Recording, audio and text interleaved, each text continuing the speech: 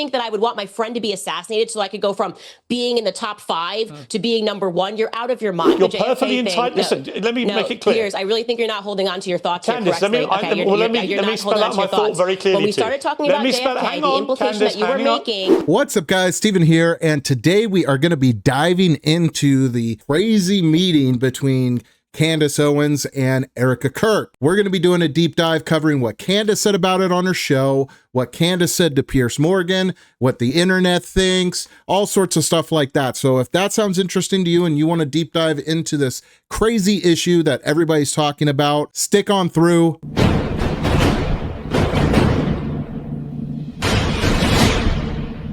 All right, guys, since this is kind of a rough subject and obviously a lot of emotions are very high about the Charlie Kirk incident and how Erica Kirk's been treated and what Candace said, I thought we would start with some funny, and this is something I saw circulating the internet, which is an AI clip of Candace Owens. This is obviously fake, guys. She didn't say this. This isn't on her show, even though you might believe it's on her show.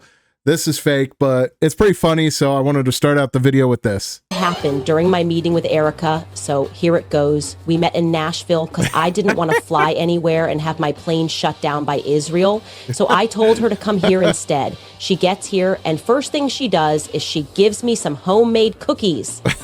And I'm like, bitch, I ain't eating those poisoned chocolate chip cookies. She tried to poison me. No. Anyway, I'm still alive after almost dying from the poisoned Israeli cookies, and we start talking. Then you're not going to believe what happened next. The waiter asks us if we want something to drink, but he's wearing the Star of David. So I'm like, I ain't about to drink no poisons lemonade from you, you Mossad agent. So anyway, I almost die again from Israeli lemonade poisoning. And Erica is like, I'll just have some water, please, which is obviously code for, you better kill this bitch right now. Am I right? So we talk, and she tells me I'm acting crazy or whatever. So I asked her to show me pictures of her, of when she was younger. And she's like, why? So I'm like, oh my God, she doesn't have any. So I just discovered she's actually a man, and I'm now talking to this man who is probably an Israeli spy, sent here to kill me. So I get up, I go to the bathroom, I dig a hole under the shitter like El Chapo, and I finally made it back to tell you guys the story and get paid millions by YouTube to keep you guys stupid and against Trump and Turning Point, because I'm just a piece of shit like that. Anyway, thank you for your views, retards. Whoa. All right, I gotta admit, that was pretty hilarious. I see why that was going viral. But all right, that was a good palate cleanser. Get ourselves in a little bit better mood because we're going to be going into some dark topics here, okay? Erica Kirk, grieving widow, Candace Owens, calling out crazy conspiracies. They meet. Let's see what's going on. Okay, everybody, Shabbat Shalom.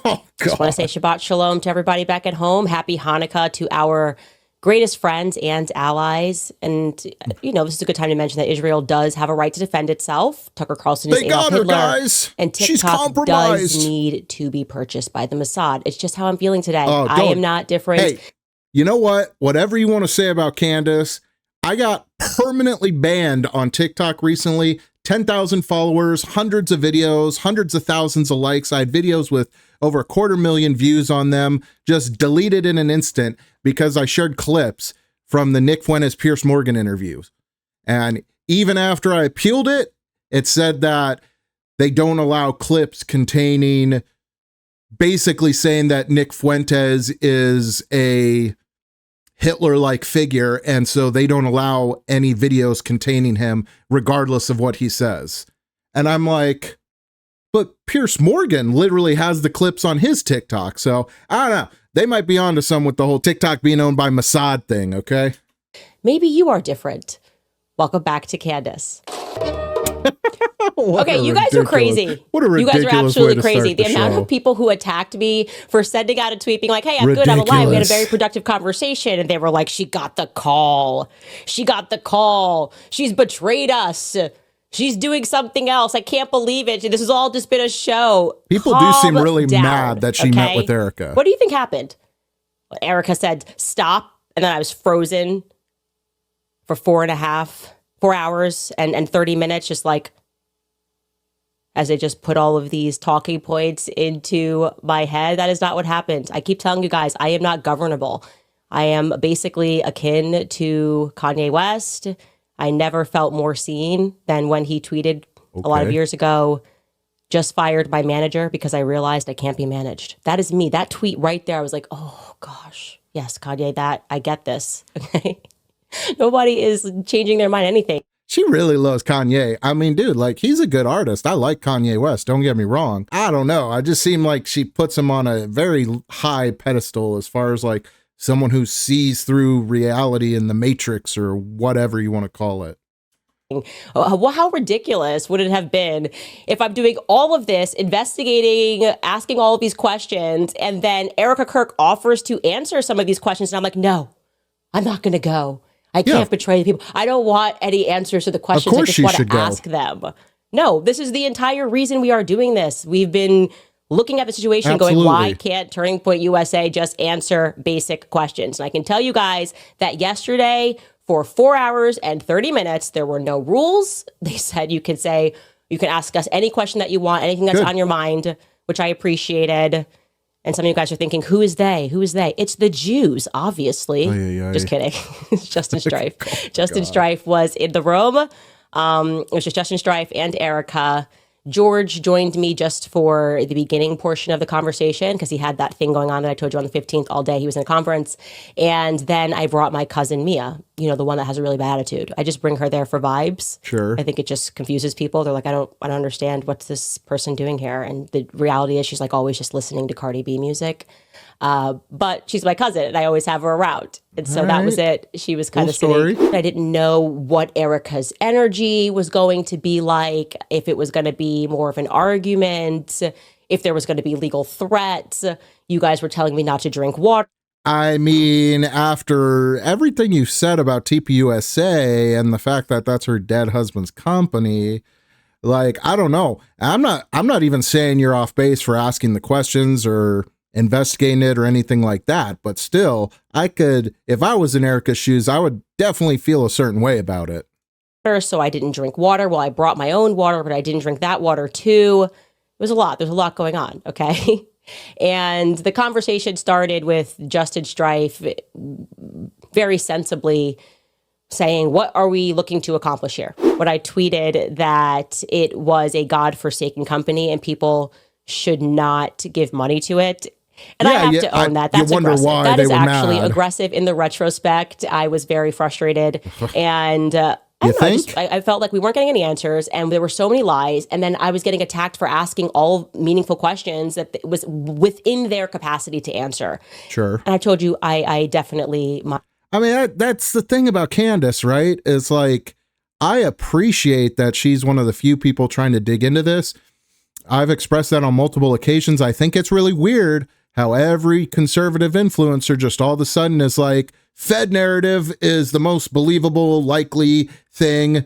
Yes, a 30-06 that, you know, is designed to take down a 1,000-pound elk managed to get stopped by Charlie's collarbone. That's totally normal. Nothing to see here. No questions to ask. I think that's freaking weird, man. That is super weird. Makes me really uncomfortable. But at the same time, I mean, Candace kind of throws out just like any wild thing that comes her way, it seems. And I don't really understand that. I think she needs to do a lot more vetting on what she decides to put out into public discourse. But their answer for that was, hey, that was a really crazy time. A new system had to be put into place, and by no means. I mean, to be fair, it is really weird how Candace came out making a bunch of points about Charlie and his beliefs close to his death. They went on air refuting all of those, and then she provided evidence showing the stuff like the pressure from the Israel donors and the interest in Catholicism and stuff like that. It was really weird that they contradicted her. But at the same time, dude, these guys are running an organization and the leader was just unexpectedly assassinated in front of them. Are they going to say some kooky stuff? Are they going to be overly defensive of his legacy and things like that? I think that's, you know, totally viable, but it is justifiable in, you know, being on the outside and you've been like, hey, that's kind of weird. But they do. Did that. Erica give any person the authority to go out and say that the Catholicism thing was a lie? It kind of turned into this big thing. Whatever. Okay, that kind of obviously was not the meat of the reason that we wanted to sit down. But they owned right away, which felt great, that if you guys recall, Erica sat down with Glenn Beck. I actually missed this portion because I didn't get to watch the interview in its entirety, and we were pulling clips because a lot was coming out very quickly. But there was a portion that was going around that was viral, and it was Erica saying that she had Charlie's phone and that Charlie never texted anybody the night before saying that he thought that they were going to kill him. And that obviously reflected poorly on me because I was the one who said that he did, in fact, text multiple people the night before. And then I went on Jimmy Dore on Friday, Jimmy Dore show, and I clarified. I said, Andrew Colvett told me specifically that he was one of the people that received this text message. So I got that first person. I didn't get that from a source. I got that directly from Andrew Colvett. And then somebody who had access to Dan Flood's communications said that Dan Flood similarly received a text message. They owned that right away and explained, Erica said that she has Charlie's phone. She's looking at his iMessages. Okay. And it turns out that he, like everybody else, communicates on Signal. He communicates on Telegram. Sure. And perfectly reasonable. When she heard me say that, they then went and looked. And yes, that what I said was true. Like I message with hundreds of people on a daily basis, and almost none of it is through text message. So Colvett received a message the night before, and Dan Flood received a message the night before. Now they asked me if I had actually like a concrete a copy of what Dan Flood got the night before, and I said no. Somebody told me what it said, which was almost exactly what Andrew said, which is they're going to kill me. Andrew did not know who they were, that the they that he was referring to that's were. So golly. But they clarified that the message that Dan Flood received said the left is going to kill me. So I can't confirm that one way or the other. I have the fact that he did in fact send that to people the night before, whether he said they're going to kill me, the left going to kill me, whatever. But the fact that it's confirmed that he said that, I mean, man, that's heavy. That's real heavy. Trust them on that because I did not see that concrete message. I was told that it said they. Now, obviously, we discussed the moment, and I'm laughing here because you TikTokers are actually out of control. You guys are going to be the reason that Israel gets TikTok, asking me to stop. And it's interesting to hear Erica say that the reason she didn't ask me to stop in the beginning because she was actually learning things from the show. She was actually learning things. And it's kind of what I figured, too. I think she similarly felt that Barry Weiss was trying to create a moment. Like, people seem to have this idea that, like, Erica and TPUSA are somehow inside the investigation and getting CC'd on all the files and stuff. Like, that's not realistic. I doubt that the Utah police, the FBI, or anything are telling them anything. I mean, just because they're in close relation with Trump and stuff, they might hear a little more than a normal victim would, but I doubt they're getting like tons and tons of info on this. And so I thought, especially like the first week or so of Candace's podcast were really interesting on this. I haven't even watched the last week and a half, 2 weeks, because it was kind of just going off on a bunch of random, trails, Egyptian planes and French ninja, Israeli assassins and stuff. And I just wasn't even really caring to hear about all that. Obviously, it's who Barry Weiss is. It's the Zionist lobby. She's trying to right perceived wrongs because I'm against her side. That does not surprise me. That's kind of why Barry Weiss exists. That's the reason they put her at CBS, is because she's just committed to stacking the audience with people that are going to present the pro-Israel cause and talk about anti-Semitism and talk about like crime being on the rise. Okay. It's kind of an embarrassment, but about particular people at Turning Point USA. I communicated what I communicated in front of the whole world. My skin crawled after I spoke to Terrell Farnsworth, the person who took the cameras down. He lied to me several times. I explained to them, which felt good to have that direct communication, how Terrell lied multiple times.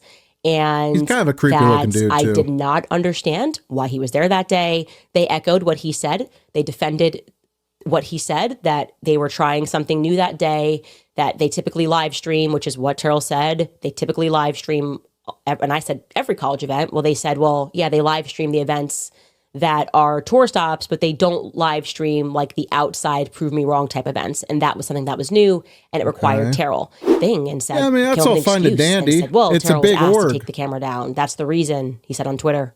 There's going to be some sketchy people in a big org. Down, secure the footage. And I said, I know that's not true. And they said, well, after all of that, after he took the cameras down, there was a police officer or Fed, whoever it was, that spoke to him and asked him to secure the footage. Well, that makes sense, but it's not a reason for why he took it down immediately. It makes sense that as you're investigating, you're going to say, who's got the footage? Let's lock it down. But it didn't make sense to me that Tyler Boyer lied about it. And I don't trust Tyler Boyer. And that is never going to change.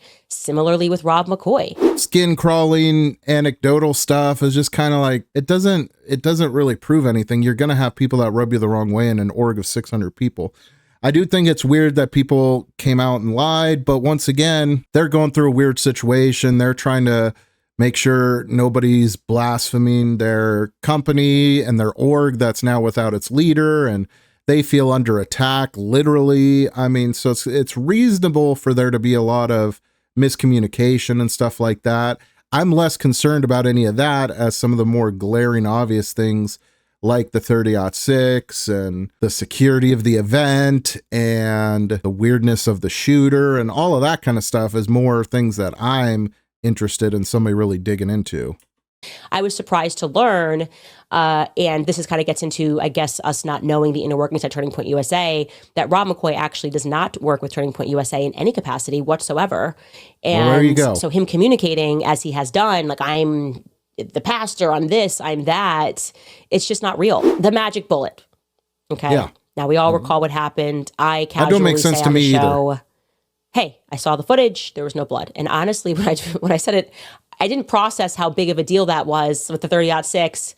Very quickly, what happens is Andrew Colvett whips up this tweet about what happened with the bullet, and he said he wanted to address all of the discussion that was being had about the online chatter. Yeah, I mean, I think the stuff from Turning Point, people, you just kind of got to disregard it at this point because it's not scientific and it doesn't even make sense. Like, the one guy came out and said that the surgeon told him Charlie had a neck of steel or whatever, and this and that, and it's all ridiculous. I mean, the fact is there's got to be something funky going on with that bullet for them to want the general public to believe that a 30-06 did that little damage. It's just not realistic. It's not even close to realistic in any sense of the word. You would need a very weak load with some kind of frangible round or something like that for the bullet to interact with his neck the way it did. I got a previous video where I talk quite a bit about this and talk about the people trying to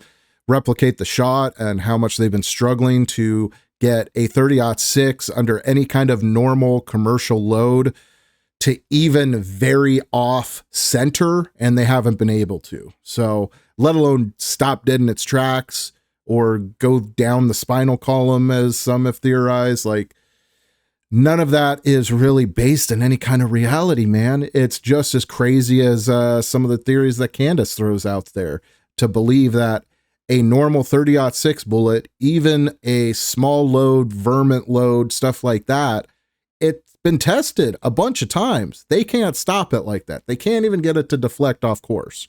So that's weird. Hopefully we'll find out more at trial on what the official narrative around that is, because it doesn't really make sense. Paraphrasing here, he says, I apologize, it's going to get graphic, but he spoke with the surgeon. The bullet should have gone through. The surgeon then explained that what he's typically seen on these wounds, and basically this was all a miracle. Charlie saved lives, even in death. And the internet clocked it, this miracle, the healthy bone. His bone was so healthy, and the density was so impressive. Like, this is a quote, by the way. His bone was so healthy. I want to read it. This is allegedly from a surgeon. Quote, his bone was so healthy and the density was so impressive that he's like the man of steel. It should have gone through and through. It likely would have killed those standing behind him too. And we were just like, that kind of was like that's the beginning justifiable. Of the WTF, right? I feel like that was kind of the beginning of it. Well, like, at the same time, doctors, they say weird stuff when they're dealing with families of the victim and whatever else, or even if you've had a sick family member or something, doctors are kind of known for BSing people and families, right? They shouldn't. It doesn't seem right. It doesn't seem ethical, but they definitely do that on a regular basis. You know, your such and such family member's a fighter, like this cancer should have spread all over the body, but they're fighting it off or whatever else. You know, they say that kind of stuff to help like boost morale or make you feel better or whatever. So I don't know if Colbert there is lying or if the surgeon was just kind of trying to make him feel better or what, you know, who knows? I would, like I said, I would just throw all that out. It doesn't make any sense. It's not based in reality that's how a 30-06 would react to his neck. There's no bones of steel or anything. There's got to be some other explanation, or else there is something weird going on. I'm hoping there's another explanation that comes out in trial or gets released after a plea agreement or something like that, because it doesn't make sense right now. And immediately people in the comments responded to Andrew, and he said, maybe he hung around after, but you know, Andrew was not one Surgeon of the could have people been that got just out of the letting him hospital off like that. easy. So this is quite Andrew could have just made the it PR up. guy Who knows? who's calling the surgeon, and so that just seems very inappropriate for a person to do. Period. And I would say it was kind of the beginning. He shouldn't have tweeted it either way, though. Now, throwing gas on the fire the there. Security. I brought up Brian Harpole, this interview with Sean Ryan, and I think we can believe Turning Point when they say that they did not approve of this. They had no idea he was going on Sean Ryan. I think that's pretty clear. I don't believe he works there anymore.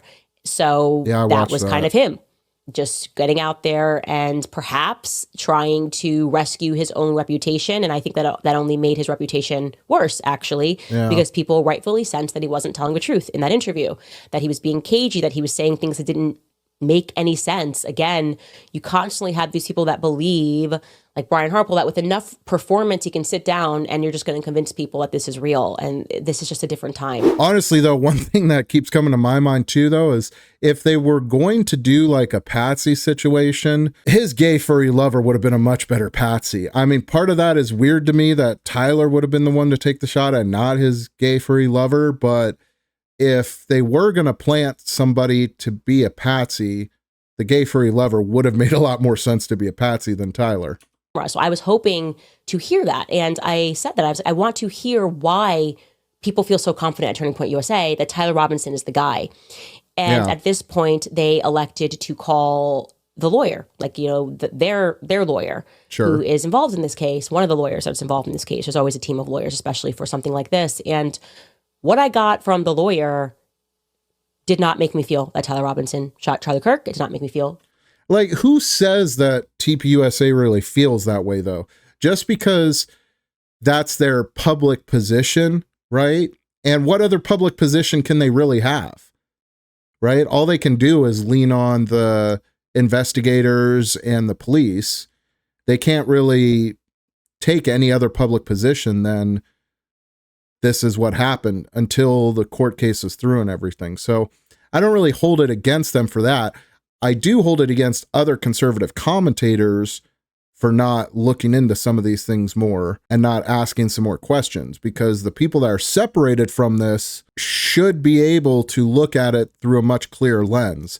TPUSA is, you know, $10 million plus a year organization. They're going to toe the corporate line there and say, you know, whatever the police says is the right story. I don't discredit them at all for that. I do think it's weird, though, that you don't have more people looking into this, that really you're left with just like Candace Owens looking into it, and then some smaller fringe YouTubers and stuff. Confident that he didn't or did shoot Charlie Kirk. I was very surprised by this. He spoke a very long time. I asked, you know, can you share with me what it is? And I said, when you share this with me, I will not say what that thing is. If that's what if we want to protect the integrity of the case, I'm not gonna. If you say we've got the footage of him taking a shot, I promise I won't say that to the audience. But I will communicate to them that you have something that is solid. And no, to the exact contrary, this guy effectively said, not effectively, he said that they have nothing but the affidavit. Yeah. Okay. So what we have seen is what they have. What is being discussed publicly. You are this whole like non-expert problem with like, well, you don't know. It's like what you read, his messages that don't have any dates on it, Tyler Robinson writing out everything and the clean alibi. That's what they have. And what he explained to me was that that's the affidavit stage. That's where it's at. And then what takes place now is the investigation is ongoing, right? So right now they're looking for more information, and once investigators, I would expect nothing less from a lawyer, footage, and that is why they might feel. I dealt with corporate lawyers on a daily basis in my old role. Like, that's exactly what I would expect from them. Like, that's why they're a lawyer. They only will say the quote unquote correct thing. They're not going to speculate. They're not going to, you know what I mean? They're just going to toe whatever the official narrative is. So why would you expect anything differently as soon as they called up a lawyer? We're definitely gonna get this prosecution. But the reality is they don't actually share that information with the victim. They don't share that information with Erica. They don't, in this part of the process, they will not know what investigators have discovered. This is what the lawyer told me until May. Candace, come on now. Okay. They have not seen anything that you have not seen, is what I want you to know. Yeah. So with that in mind, I'm sitting here going, why are you signaling? Why do I feel like the public's being gaslit on this?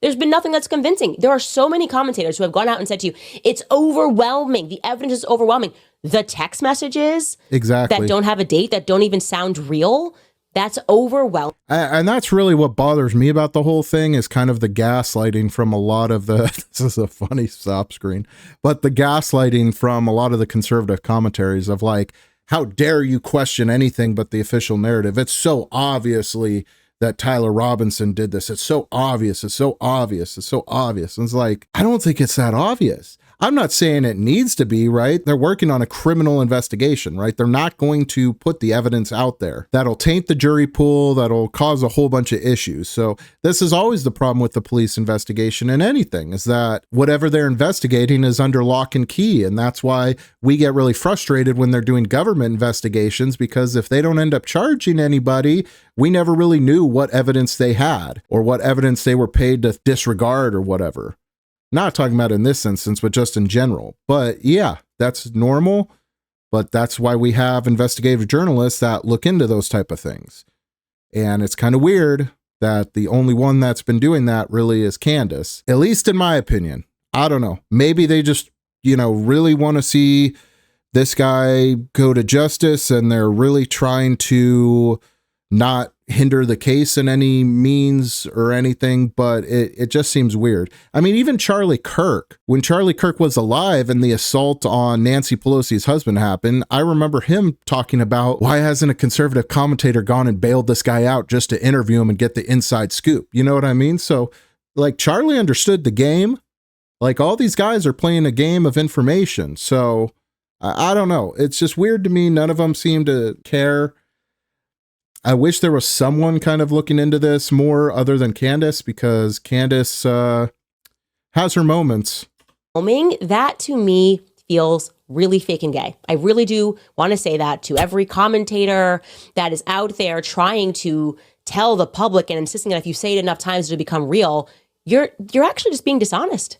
And yeah. I offered that a more honest way to communicate would be to say, we think he's involved. We feel strongly. I've said that. I think he's involved. We are very hopeful that throughout this investigation, we are going to get that concrete thing. And that's where we're at right now. That's just the stage that we are at. That is not what we are getting from them. That is like, I just feel like that's really important to let you guys know. Let the gaslighting stop. They have what you have. Okay. There is nothing else. They are in an investigative stage. Erica has been named as the victim. They will know more in this May hearing, which is the probable cause hearing. That's what the lawyer told me. It's a probable cause hearing. And that's when they will see the evidence. That's when they get to present the evidence, why they are going to stand there before a judge and be like, yes, we need to move this forward. It's not just an affidavit. We're not pulling together scraps. We have concrete evidence. Yeah. Until then, okay, until we all get on the same page and understand what else they have, I am very confident stating the opposite of all of my, I guess, well-paid peers, in that I don't believe that Tyler Robinson pulled the trigger. And what I also said to them was, and I said this in front of the lawyer, because I don't know. I mean, I don't know how you got to that leap. Like, I think it's most likely that Tyler Robinson pulled the trigger. I could be persuaded by evidence to believe something else, but I think there's definitely things about the official narrative that we are being lied to about, or that have really super unbelievable explanations. And I think that's weird. Doesn't make sense to me. Like, you look at Trump's assassination attempt, right? Guy on the roof with a AR-15 no scope. Some people question that. There was a lot of, conservative commentators and stuff questioning that. Could they make that shot without a scope with just a red dot or whatever? Is that likely? Blah, blah, blah. Maybe there's a conspiracy. Look at how many people, everyone, every major news organization, conservative commentator, everything made a video about that. Did this guy actually take the shot? That's not even that questionable to me. Like, he wasn't that far from the president and he missed. So, it doesn't take a genius to put a red dot on a target. Like, anybody that's played Call of Duty can probably make the same shot that guy did on Trump. Now, this one, where you have a bullet that should have, for lack of a better explanation, separated several parts of Charlie Kirk's body and left a very large splatter on the back wall. The fact that just got caught in his body, like he was getting shot with a 9mm or something, is very questionable to me, and is going to take a very clear explanation on how that happened for me to believe that was in fact the gun and the caliber that delivered that shot. Doesn't mean Tyler Robinson didn't do it. Doesn't mean, it doesn't mean anything else, but it would need a pretty miraculous explanation. Why I'm like this. I was like, you might need a new lawyer. I was like, because this person's trying to sell to you that this is solid. One of the rules that me and my husband have is that if you have a lawyer that tells you like you're 100% going to win, it's very clear that you're going to win, you need a new lawyer. Oh, that's that's a cheerleader. That's not a lawyer. A lawyer, even if you should 100% win, should be telling you the risks here. I feel good about this case. But there's not a lot the lawyer can do. Like, until the evidence release, like, the lawyer's going to act within the realm of law, and he's going to follow the process and not really care about the time frame. Like, he doesn't care if he gets justice for Erica now or 10 years from now. Like, whatever the time frame is, he's just there to make sure the process is being followed correctly and that justice is getting served for his client. He's not going to be asking questions and leaking documents and stuff like that. Like, that's not what a lawyer would ever do. Good about this case. Maybe like a mob lawyer or here's something. Where things could go wrong. I want you to understand those risks that are involved. We don't have this yet. We don't have that yet. And especially given what I told them, which is your lawyers, or the investigators rather, not their lawyers, because they're not the ones investigating. It's the state of Utah that's investigating. Yeah. They have not called the one solitary person, as I told you guys, who filmed as he was on the roof. Remember the guy that's like, oh, there's somebody on the roof, and he sees him crouch down. I said, I spoke to that person, and his testimony would be devastating to your prosecution. He saw the person on the roof. He filmed the person on the roof at 12:23 p.m. and he did not see that person take the shot. And this is not some random student. This is a guy who trains people to shoot guns at a range. He knows guns, okay? They should talk to him 100%. What he saw was a smaller gun. He said that this person was dressed in black tactical gear and there was no recoil. That's devastating. That would be devastating to the prosecution. And yet, investigators haven't reached out. Now, they offered back, well, maybe they haven't reached out because they have an even clearer video. That's true. That's actually a good rebuttal. They're like, we don't even have to talk to this guy because the video will speak for itself, and we saw what we saw. Okay, but wouldn't you still want to speak to the other guy so you could prepare? I don't know, to question him something. I don't like that this investigation is going on, and I feel as though I spoke to more people than they have. Both of the people who filmed videos that day told me that they weren't reached out to. So I don't understand what's happening here. I don't understand the confidence, I guess, is the best way to say this. I told them I do not understand the confidence that is happening. Now, another I don't understand really the confidence big thing either. that happened was they brought me Mikey's call logs, okay? They brought me Mikey's call logs, and that is why I said this was a productive meeting. There is no other way to say it. Okay, so basically she's talking about the call logs with Mikey Malone, and I think that it's weird that he claims he did all these phone calls and stuff in a very short amount of time. I don't really know, other than it just being weird and kind of inconsistency. It doesn't really point to anything else, but she was able to get the call logs from Erica and is going to show those. Minutes after the shot went off. And then he three-ways his father, and then he three-ways a third person who I am not interested in mentioning because it's not relevant.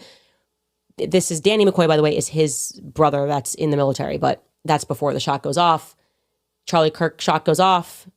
I have that in detail. Charlie's brought to security. Mikey McCoy calls his wife. Okay. I mean, this whole thing seems like a big nothing burger to me, because I do think their story immediately after was weird, but obviously people in a traumatic event, is he going to necessarily remember the correct order of people he called and the order he called them in and stuff like that? As long as you've been able to verify that he wasn't doing anything nefarious on the phone, I don't think it really matters. I feel a bit more like we can trust this process because we have communication. That's the reality. Candace is going to trust the process, guys. I wanted to update you with that. See how long that lasts. Another thing that really, I think, surprised them and I think surprised me is getting back to this Hamptons retreat. The thing about the Hamptons retreat, and I communicated this with them, that makes me so...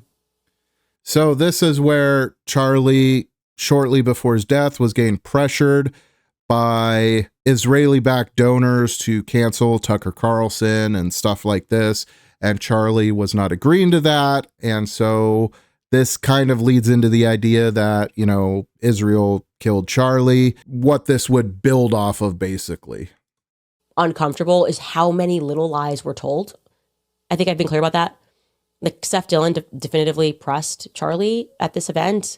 Now, whether it was in a hypothetical, which it was in a hypothetical, but he got fired up in the hypothetical of Charlie discussing potentially tweeting something against Bibi Netanyahu, it did lead to this firecracker moment. Again, this is one of those things where I go, why am I always being hung out to dry for telling people the truth? So, I mean, that's the bulk of her sit down with Erica from what I've gathered so far. We'll see if she says more in the Piers Morgan interview. I think most of it comes down to, Candace was seeing a lot of weird inconsistencies. Turning Point staff and people from the company were lying about those inconsistencies rather than just telling what honestly happened. Whether that was intentional or just because it was the stress of the moment, or they were trying to protect the org or Charlie's legacy, or whatever the reason may be. There's been a lot of inconsistencies, and a lot of the stuff that she's brought forth has been accurate, and their response to it hasn't. At least when it comes to, the stuff with Charlie and different things he was thinking and believing at the time. Honestly, for me, at this point, I kind of feel like there is some legitimate questions to ask about the investigation, and the official narrative doesn't make a lot of sense in my mind. But I think most of the tangents that Candace has been going on can be fairly reasonably answered by just people in traumatic situations say and do dumb things or misremember things. A random person at Turning Point says is not necessarily the view or opinion of the company, or they have some evidence to back up what they're saying. And I think we got to understand that. I think what Candace has been leaning into a lot in pushing on a lot of these facts is fair, but I think you also have to think about the situation that Turning Point's in. They just lost their leader. They weren't really expecting for it. They have people filling in on the show that are talking off the cusp based off their opinion. You have Erica, who's also the widow and now CEO. I mean, in a lot of cases, Turning Point kind of put themselves in this position. Like, I'm not saying Erica shouldn't lead Turning Point or anything like that. I really like Erica Kirk. I think she's an amazing role model and a strong person. But I mean, my gosh, the woman is in the grieving process for her husband, her young husband, father of her children. And now she's put in a position where she's leading Turning Point USA, which means she is going to be on the receiving end of criticism. She's going to be on the receiving end of people questioning these type of things. To say you can't question her while appointing her CEO is kind of BS. What they probably should have done is put somebody as interim CEO that would just lock down the company. get all these people, the Andrew Kobecks and Mikey Malones and all these people to shut their mouth, stop speculating on stuff. So people like Candace picks it apart and figures out that it's not true. And that leads to a lot more questions. Let Erica grieve. And then when things have calmed down and more facts have come out, she can take over control of the company and stuff like that. I think that was a big misstep from the people at TPUSA. I think they were trying to do the right thing by putting Erica in charge and having all their employees speak openly and candidly and stuff like that. But I think it backfired pretty horribly on them because you got Candace and other people, and I mean, really a lot of the internet not giving them any benefit of any doubt. Don't get me wrong, Candace is the figurehead here, but there is plenty of people on the internet that hate Turning Point, hate Erica Kirk, hate the whole organization. I mean, they in a large part, Charlie Kirk and Turning Point won Trump the election, right? So even if you look outside of the right wing, on the left wing, pretty much all of them hate them. And then on the right wing, you have these facets of the right that don't like the Israel lobby, don't like the Jewish influence and stuff. So you're battling a big army of people that are going to pick apart everything you say. Just because Candace is giving a voice to it doesn't mean it wouldn't happen if she didn't exist. Speaking of that part of the right that doesn't like Israel involvement in anything, Nick Fuentes expressed his thoughts on Candace's meeting with Erica Kirk. Our featured story tonight, we're talking all about Candace Owens. What happened? It looks like she got the call. See? Candace Owens has gotten the call. What a letdown. You're not going to win. Content cucked and disappointed and totally betrayed. Tonight, we're going to be talking all about her 4.5-hour meeting with Erica Kirk yesterday. We have been completely content cucked on this, and we didn't get a chance to cover it because it happened over the weekend. But you might remember, this week we were supposed to get our Turning Point USA live stream. Yep. Where Blake Neff and others would respond to the conspiracy theories about Charlie Kirk's death. I was going to watch it live. That was supposed to be a live stream yesterday afternoon. And they were going to do it from their headquarters, and they were going to present all the arguments. And initially, Candace Owens was invited to do that live stream where she would ask her questions, she would debate with Turning Point, and this was supposed to be the showdown of the year. But then she didn't go. She said, I can't make it that day. My husband has people coming in from out of town. I can't go. So she said instead she would live stream the live stream. She would give her live reaction on her own show remotely from Nashville. Okay. Yeah. Disappointing, kind of a capitulation, but whatever. At least we get the content. Sure. At the last minute, they changed it. And instead of doing any live stream, they arranged a private meeting where Candace Owens would sit with Erica Kirk. I believe Erica flew out to Nashville, but I'm not certain. And they met with the Turning Point lawyers and Erica and other Turning Point personnel behind closed doors. Yeah. And Candace asked all of her questions in private. And we don't know what happened during the conversation because it wasn't recorded, it wasn't streamed. We got content cucked. We were supposed to get a Candace Owens, Erica showdown. Then we were going to get a live stream. Then we got this private meeting. And today Candace went on her show and talked about the results of the meeting, and it was the most embarrassing thing I've ever seen. Rambling, confused. We don't even really know where she stands on the whole thing anymore. It seems that she's accepted the magic bullet theory, as she calls it. Yeah. It seems that she accepts that Erica Kirk and others at Turning Point are innocent. She's sort of all over the place, yet she maintains there is some conspiracy with Egyptian planes, even though most of that has now been debunked. So we'll talk about it. Very sad, very disappointing. And see, that's exactly what I mean, right? Like, nobody's going to be happy if you're diving into every little detail of Turning Point, find out those details are just basically organizational dysfunction due to the assassination of the leader, and appointing the grieving widow as CEO. Like, it's a no-win situation. That's why I wish more people were looking into this with perspective. More mainstream people were looking into this, because there is very questionable things about the narrative, but going down all these weird rabbit holes with what the people said and this, that, and all of that. I mean, if you're having good faith in the situation, you can come up with answers on your own on why these people might be changing a statement or saying something a little different. If you're going to question their ethics on those things, then I don't know why sitting down face to face, having them explain why they lied to you is going to make a difference, right? So Candace is a little bit trying to play both sides here. I don't think she intended to attack TPUSA as much as she did and the people working there. I think she, like me and a lot of other people, saw a lot of very weird stuff in the Fed narrative, like the magic bullet. And then she's seeing all of her colleagues just absorb the Fed narrative and announce that as like biblical gold, basically. And then she starts finding all these inconsistencies in what Turning Point people are saying, and then them coming out and lying about those inconsistencies when she knows that's not the case. And I think she got a little worked up into thinking maybe they were behind something. And now that she's sat down with them, she doesn't really believe that anymore.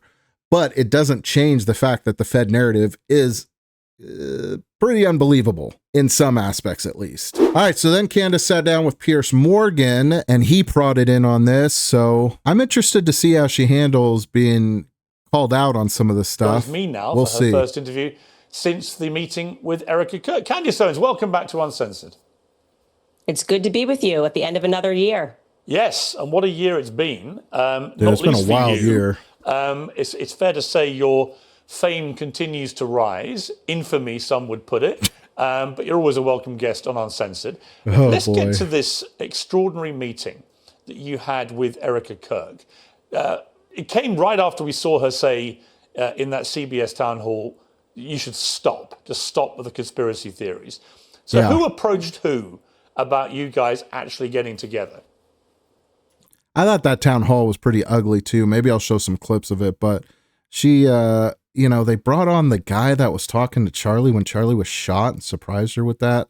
Really messed up, man. I don't know what CBS was thinking on that. I was approached by Turning Point after Blake Neff, who works on Charlie's show, sort of fumbled this invite. It was, I'd almost say it was a fake invite publicly. And then in the middle of the night said, oh, Candace is not able to be here tomorrow. Now, once again, more weird stuff by Turning Point. And I think there was quite a bit of public backlash with how they went about it. It just was just not the way that we try to set meetings.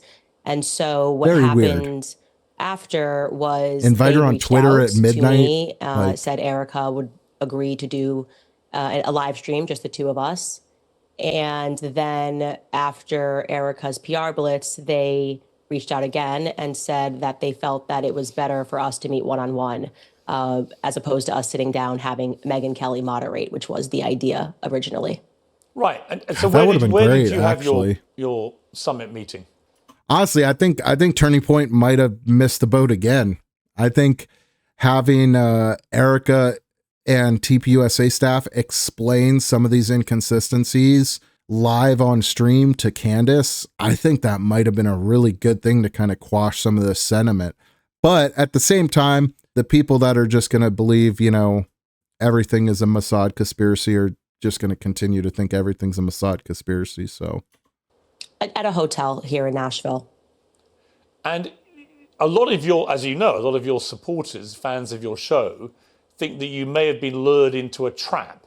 Did anything while you were there make you think you were being lured into a trap?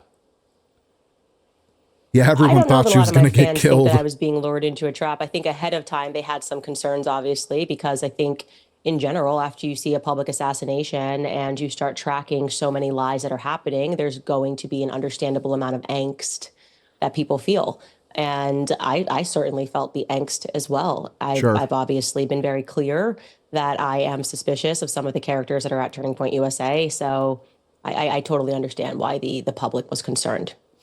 When you saw Erica, she was obviously angry about you in that CBS town hall. What was her demeanor like when you met her? Well, I don't think that she thought she was angry in that. I think maybe that was the characterization from the public. I certainly thought she was angry as well. And she sort of clarified that she was a bit annoyed by the questioning, the way in which Barry had set up the question with the podcaster, Candace Owens, which I think was definitely being driven more by Barry Weiss's feelings towards me, long-running feelings towards me, than it was perhaps for the benefit of CBS and trying to pretend to be an impartial journalist. So I think she was frustrated by the line of questioning, is what she explained to me. So how would you categorize the 4.5 hours? If you were looking at it in totality, what was the tone of the conversation? It's a good question. What do you think you both got out of it? Well, for me, answers to the questions of trying to understand why there were so many turning point lies and why instead of people acknowledging that these are lies, I felt that there was... See, man, maybe it's just me, but like, I don't know. I tend to try and give people the benefit of the doubt, you know, just like I'm willing to give TPUSA and Erica benefit of the doubt for the fact they're going through some traumatic and they made some poor decisions and might have said some stuff that isn't accurate compared to what was actually going on because, you know, they felt like they were trying to protect their organization or they were just flustered or misremembering or whatever. I'm willing to accept all of that, but I'm also willing to accept that Candace, a lot of people think Candace is literally just grifting. I feel like she has a genuine love and caring for Charlie Kirk. And I think she really wants to know what accurately happened to him. And all of the inconsistencies, starting with the major inconsistencies in the Fed narrative, but then leading down that rabbit hole to all these little lies and twisted truths and stuff that have been coming out from TPUSA staff. I think that's led her to a pretty dark place that she really didn't want to be in. I don't think she wanted to be there. I don't think she's motivated to put any kind of stain on Charlie's legacy or TPUSA. I don't know. You can disagree with me if you want, but especially watching the first, if you go back, watch the first few episodes that she did after Charlie died. I mean, you can see there's genuine love there that she has for him. I don't doubt that.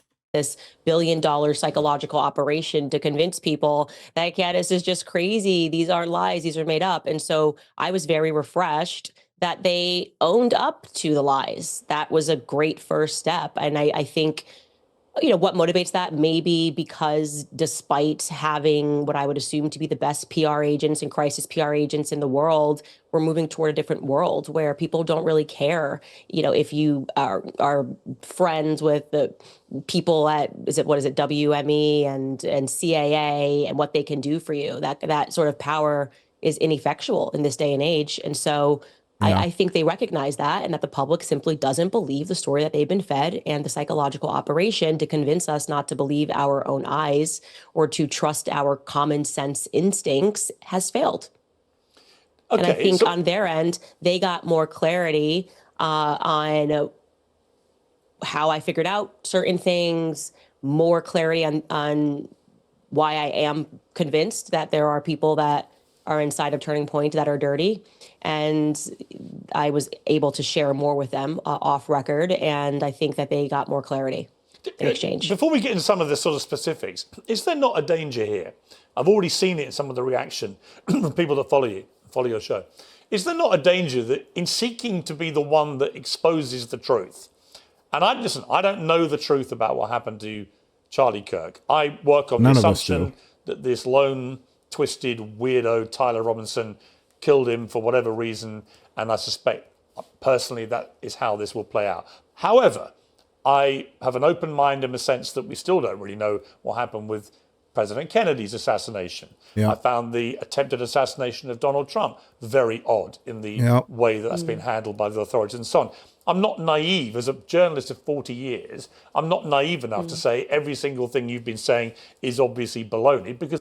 Thank you, God. Finally, somebody's saying it, man. This is what's been making me want to go nuts, is because you have the Tim Pools of the world and other conservative influencers like that with big platforms basically saying everything Candace is saying is just anti-Jew nonsense and she doesn't know what she's talking about and all this, and the Fed narrative makes perfect sense and blah, blah, blah. And, Charlie had bones of steel. That's why he stopped at 30. Like, it's all just like, huh? So at least someone's saying like, hey, I'm not naive to the fact that some of the stuff you're saying makes sense and deserves to be questioned. Let's see how he qualifies it.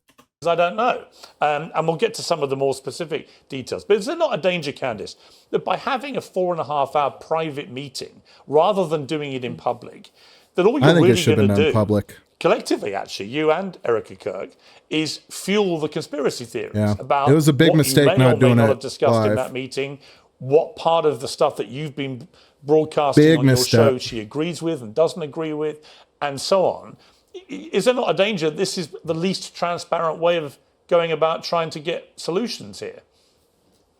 Well, I'm a very transparent person, so my preference was to do it publicly, but I took the offer, obviously, to have any conversation, because if I hadn't done that, then I think everything I've been doing would have appeared disingenuous. Like, oh, Candace is pretending that she wants answers to her questions, but when she got this offer, she suddenly said she didn't want to go because it wasn't public. They would have felt like I was moving the goalpost.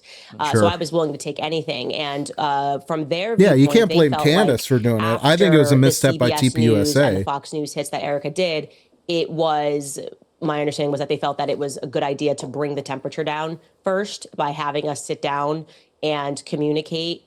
And that doesn't mean that they necessarily say, oh, well, that's it. Now we're not going to have any other public discussion. I'm hopeful they will. I think they should. I totally agree with you. More transparency, the better. Who else was in the meeting? Erica was there. Who else was there? Justin Strife, who is the COO of Turning Point USA, and my husband was only there for a portion of it, and my cousin. So there were no lawyers, for example? No lawyers. But they did phone their lawyer because I asked the question. I was like, look, I'm open to being wrong, obviously. If there is something, which I think the media was kind of hinting at, that they had more, but they couldn't share it with the public, I said, I'm happy to keep my mouth shut, and I want to feel good walking out of here that there is something there. There is some sort of a smoking gun, and I will tell viewers just to be patient. And so they did call one of the lawyers working on this case, and it was not convincing at all. He said, in effect, all we have is what the public has seen, and we won't know more because we're investigating and looking for more. And so that just made me go, why is everybody being so over the top and ridiculous and using words like the evidence is overwhelming? It was Tyler Robinson, when they don't have anything that's overwhelming to show that they don't have a video of him taking the shot, which I think was something that I assumed, like, okay, there's all these cameras. Maybe they actually have that video and they're waiting for a moment to release that to the public. They don't have that. Or at least I can say Erica's side has not seen that. And the lawyer communicated to me that they would not have access to that until earliest would be May. That right now they're just investigating, just like we're doing back at home. Okay, you said that your motive for going to the meeting was that you would be able to come out and tell the world Tyler Robinson killed Charlie Kirk. So are you in a position to say that? Do you believe, as a consequence of your 4.5 hours with Erica, do you believe that it is now most likely that Tyler Robinson killed Charlie Kirk? Absolutely not. I haven't seen one piece of compelling evidence that Tyler Robinson scaled the rooftops like Spider-Man on a college campus that he didn't go to, and fired one shot, a magic bullet shot, and killed Charlie Kirk. See, she's got to stop with some of this stuff, man. Like, scaled the building like Spider-Man. There were stairs up to the rooftop, man. People have gone and shown that. So, like, that's fine. Second point, bullet, she's right. Don't make sense, right? Even the people that have tried to explain it use pretty horrible analogies and aren't very reputable. But she's got to stop with some of the dumb stuff like the Spider-Man thing. I mean, I don't know. It's just like, the dude walked upstairs. Plenty of people have visited that site now and seen how he accessed the roof. I have not seen one piece of compelling evidence. In fact, I've seen more compelling evidence to the contrary. Who does Erica think killed her husband? Oh, probably Tyler. Well, I think that in her recent PR blitz, she sort of communicated that she trusted her team, and her lawyer was using kind of the same rhetoric that the media has been using, where, what else can she do? This is like, it's like she's trying to run a multi-million-dollar organization while grieving the death of her husband and father of her children. What, like she can't sit there and go through the weeds and try and figure this out on her own. All she can do is trust what she's being told by law enforcement and investigators. Overwhelming. Maybe he didn't say the word overwhelming, but he was like, it's very clear, I think is what he said in particular. And then I pushed back and I said, what's clear? The affidavit? That's all you guys have? And I did tell him, if you would never be my lawyer, because it's just, a lawyer that's just kind of giving you adjectives, and I don't need a cheerleader. I need someone to be practical and to say, we don't have anything yet. I think the communication should be, we are hopeful that throughout this investigation, we are going to uncover more evidence that links Tyler Robinson to this crime. I do feel confident that he was. Well, and that's been the big thing for me, is that like there's basically no evidence released publicly yet. There's parts of the official narrative that don't make any sense for logical, common sense people. Could there be logical explanations that make those make sense? Absolutely. But why are so many people just steadfast? We know the answer.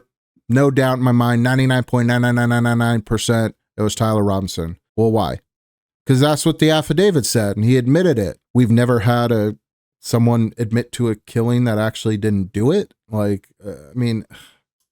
Involved in some capacity on that day. As I have said many times on my show, I was the one who broke the story that he was at the Dairy Queen throwing out clothes, a local Dairy Queen, throwing out clothes in a nearby cemetery. And so I do think he was involved, and multiple people were involved that day. And I think he did pick up clothes. I had communication with Lance's family. I had communication with Tyler Robinson's family. Yeah, I mean, that's the more believable thing to me, is that there's more people involved than we know about, that it wasn't just him going up there on a whim and popping off on Charlie Kirk, that, maybe Lance actually had a little bit to do with it, and maybe people knew what was going on, and, people in his circle were okay with it. I mean, I think if none of that comes out, that's kind of suspicious, because I think that that's the more likely explanation. And for some reason, Lance is being protected, which I find to be very strange. His own family thinks he's guilty of more, and they find it weird that the feds kind of glossed over him, almost as though he was a Fed operative, like he was working on behalf of them. And, we've caught the feds have lied a lot. It's just a fact. Turning Point USA people have lied a lot. That is a fact, which they have agreed to. They said that these were mistakes, but they, whether a mistake or not, the public was lied to. So this obviously, matters deeply to me, and it's just absurd that people would think that I'm doing this for clicks. I know Charlie. I knew Charlie. Charlie and I were very close, and it has been one of the most disgusting things ever that people, first and foremost, tried to start this psychological operation that Charlie and I hadn't spoken since 2019. They've lied about virtually everything that I've said on my podcast. I'm not going to let this go. Okay. Yeah, they really have, we don't live in a too. country that is the embodiment of democratic principles. If Charlie Kirk gets publicly. Yeah, for whatever you think about Candace Owens, so much of what the media narrative have come out has been so wrong. Like, they are twisting her words so badly. And especially in the first couple weeks, literally she was bringing up, stuff that turned out to be true about Charlie getting pressured by Israeli donors and stuff. And that turned out to be true, even though TPUSA originally said it wasn't true. So that turned out to be true. And then I watched those. She never made any accusation, but then all the mainstream media starts saying, Candace Owens says Israel killed Charlie. I never heard her say that. She just said he was getting pressured by these people right before his death, and that's weird. And then they said that it didn't happen, and that's even weirder. So I don't know. Executed, and the media apparatus is doing everything they can to cover the tracks. I would say to cover the tracks by demanding that there is no further inquiry into what happened on that day. All right, that is not a country that I can get behind. Let's get to some of the details, because it seems to me you've put up a lot of theories, but a lot of them don't seem to have a clear conclusion from you about what you actually think happened. I mean, you've been all over this now ever since Charlie was killed. Who knows? What do you believe happened to him? Who do you think killed him? So I can't tell you definitively who pulled the trigger. I'm not going to lie to audiences and just put something out there that's not real. But what I can say is I feel convinced that the feds were involved. Yeah, this is another thing that keeps irritating me when people cover this, especially the conservative commentators. It's like they demand you give some other narrative, and I don't have to provide a whole nother narrative of events to tell you that it doesn't make sense that he was shot from a little over a football field with a 30-06 and it barely did any visible damage. I don't need to know the whole story to say that that doesn't add up and that doesn't make sense. And people who have guns and have shot guns and have shot 30-06s versus other rifles know how little sense that makes. I can tell you that. I think the feds were involved in staging a cover-up. I think Kash Patel knows what happened and did not happen on that day. I am convinced by me being told by people that are feds that he is not acting right and that he is not wanting to share any information. Just a couple of people are allowed to even see anything. A Fed told me that they can't even touch a big case. the Charlie Kirk file without risk of being fired. That doesn't surprise me that much. He's grown increasingly mad. The U.S. Marshals that were there when they were doing the quote-unquote manhunt for 33 hours said that Kash Patel effectively sent them on a wild goose chase, which is what was signaled to the public when he said, we got him, and it was actually the wrong person. And so it caused people to stop looking because they were convinced that they had the shooter. They felt that that was in order to allow the real perpetrators of the crimes to get away. No, but that could just be the fog of the immediacy of these things. We've seen it at Brown University. Exactly the same thing. They thought they had the killer. It turned out to be the wrong person. Right? I don't know if that's the best example, though, because the Brown shooting is a whole nother rabbit hole to go down. It is very weird how a campus with all those cameras and everything else, and all we have is blurry, blobby images of the guy. Yeah, and again, even if what you're saying is true, I don't know, maybe you're right. If what you're saying is true, what is it they're covering up? You've so far intimated or inferred something weird involving Egyptian planes. So, but like, you have to understand the equivalent to that is saying, oh, so you think JFK's bullet couldn't have done all those crazy things that they claim it to do, and nobody's been able to accurately recreate it? So then who did it? Oh, well, if you can't tell me exactly who did it and why, well, then you shouldn't question that fact. Like this, it's such a BS bad faith argument. And I mean, I don't think Pierce is necessarily trying to make that argument, but that's what most of the conservative pundits have been saying. And I think that's why he's echoing that sentiment, because that's what most people are, that's the argument that's getting regurgitated. But I think that's a BS bad faith argument. You can question inconsistencies and say things don't make sense without knowing the full narrative, like, of what happened. You're not privy to all the knowledge. Like, the people who claim to know the whole narrative, those are the conspiracy theorists, not the people saying, like, that doesn't really make sense. What's that about? You've inferred perhaps Israeli involvement in some way. You've certainly inferred a lot of Turning Point USA involvement. That's a lot of people getting involved here in the murder of Charlie Kirk, potentially.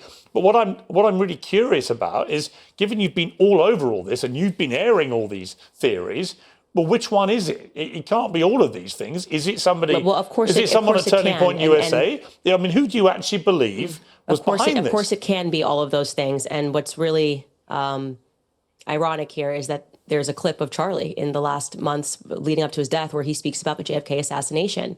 And he says that multiple countries were involved, multiple people were involved, the LBJ was involved, the feds were involved.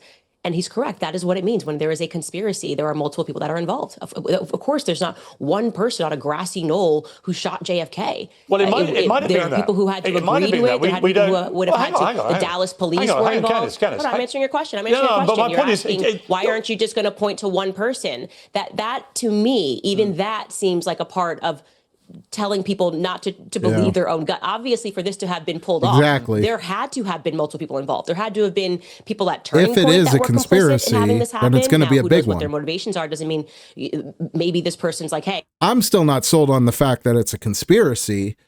I just think there's a lot of weird stuff going on, and I think people are right to question the weird stuff when our government is known to take part in conspiracies. I'm going to help you. Hang on. Okay, let me stop you. Hang on. When you say obviously somebody at Turning Point, you are accusing right now people that worked with Charlie Kirk at the company he built, which is now run by his widow. It's you 600 are directly employees, accusing though. people in that company of being complicit in his murder, right? I want to just be very clear connecting that dot. So I said that when there is a conspiracy, of course, there are going to be multiple people involved. So applying that same logic to JFK, right? Knowing, as I do, and as Charlie did believe that LBJ was involved, which then implicates the feds as having been involved, which then implicates the Dallas police station as being involved. I believe Israel was obviously involved, that they were the ones that wanted him dead for saying that what is now AIPAC should have to register under FARA. So there's motive. There are people that have to be involved on the ground that day. There are people that have to be willing to allow the perpetrators to get away. There has to be media that's complicit, and that's what literally Operation Mockingbird was. It was established to persuade the public. Candace, here's the problem. Well, hang on. It was established. So but here's the problem with everything you're saying. In this massive cover-up. You keep saying, and this is where people think you're prone to endless conspiracy theories for whatever reason. Okay.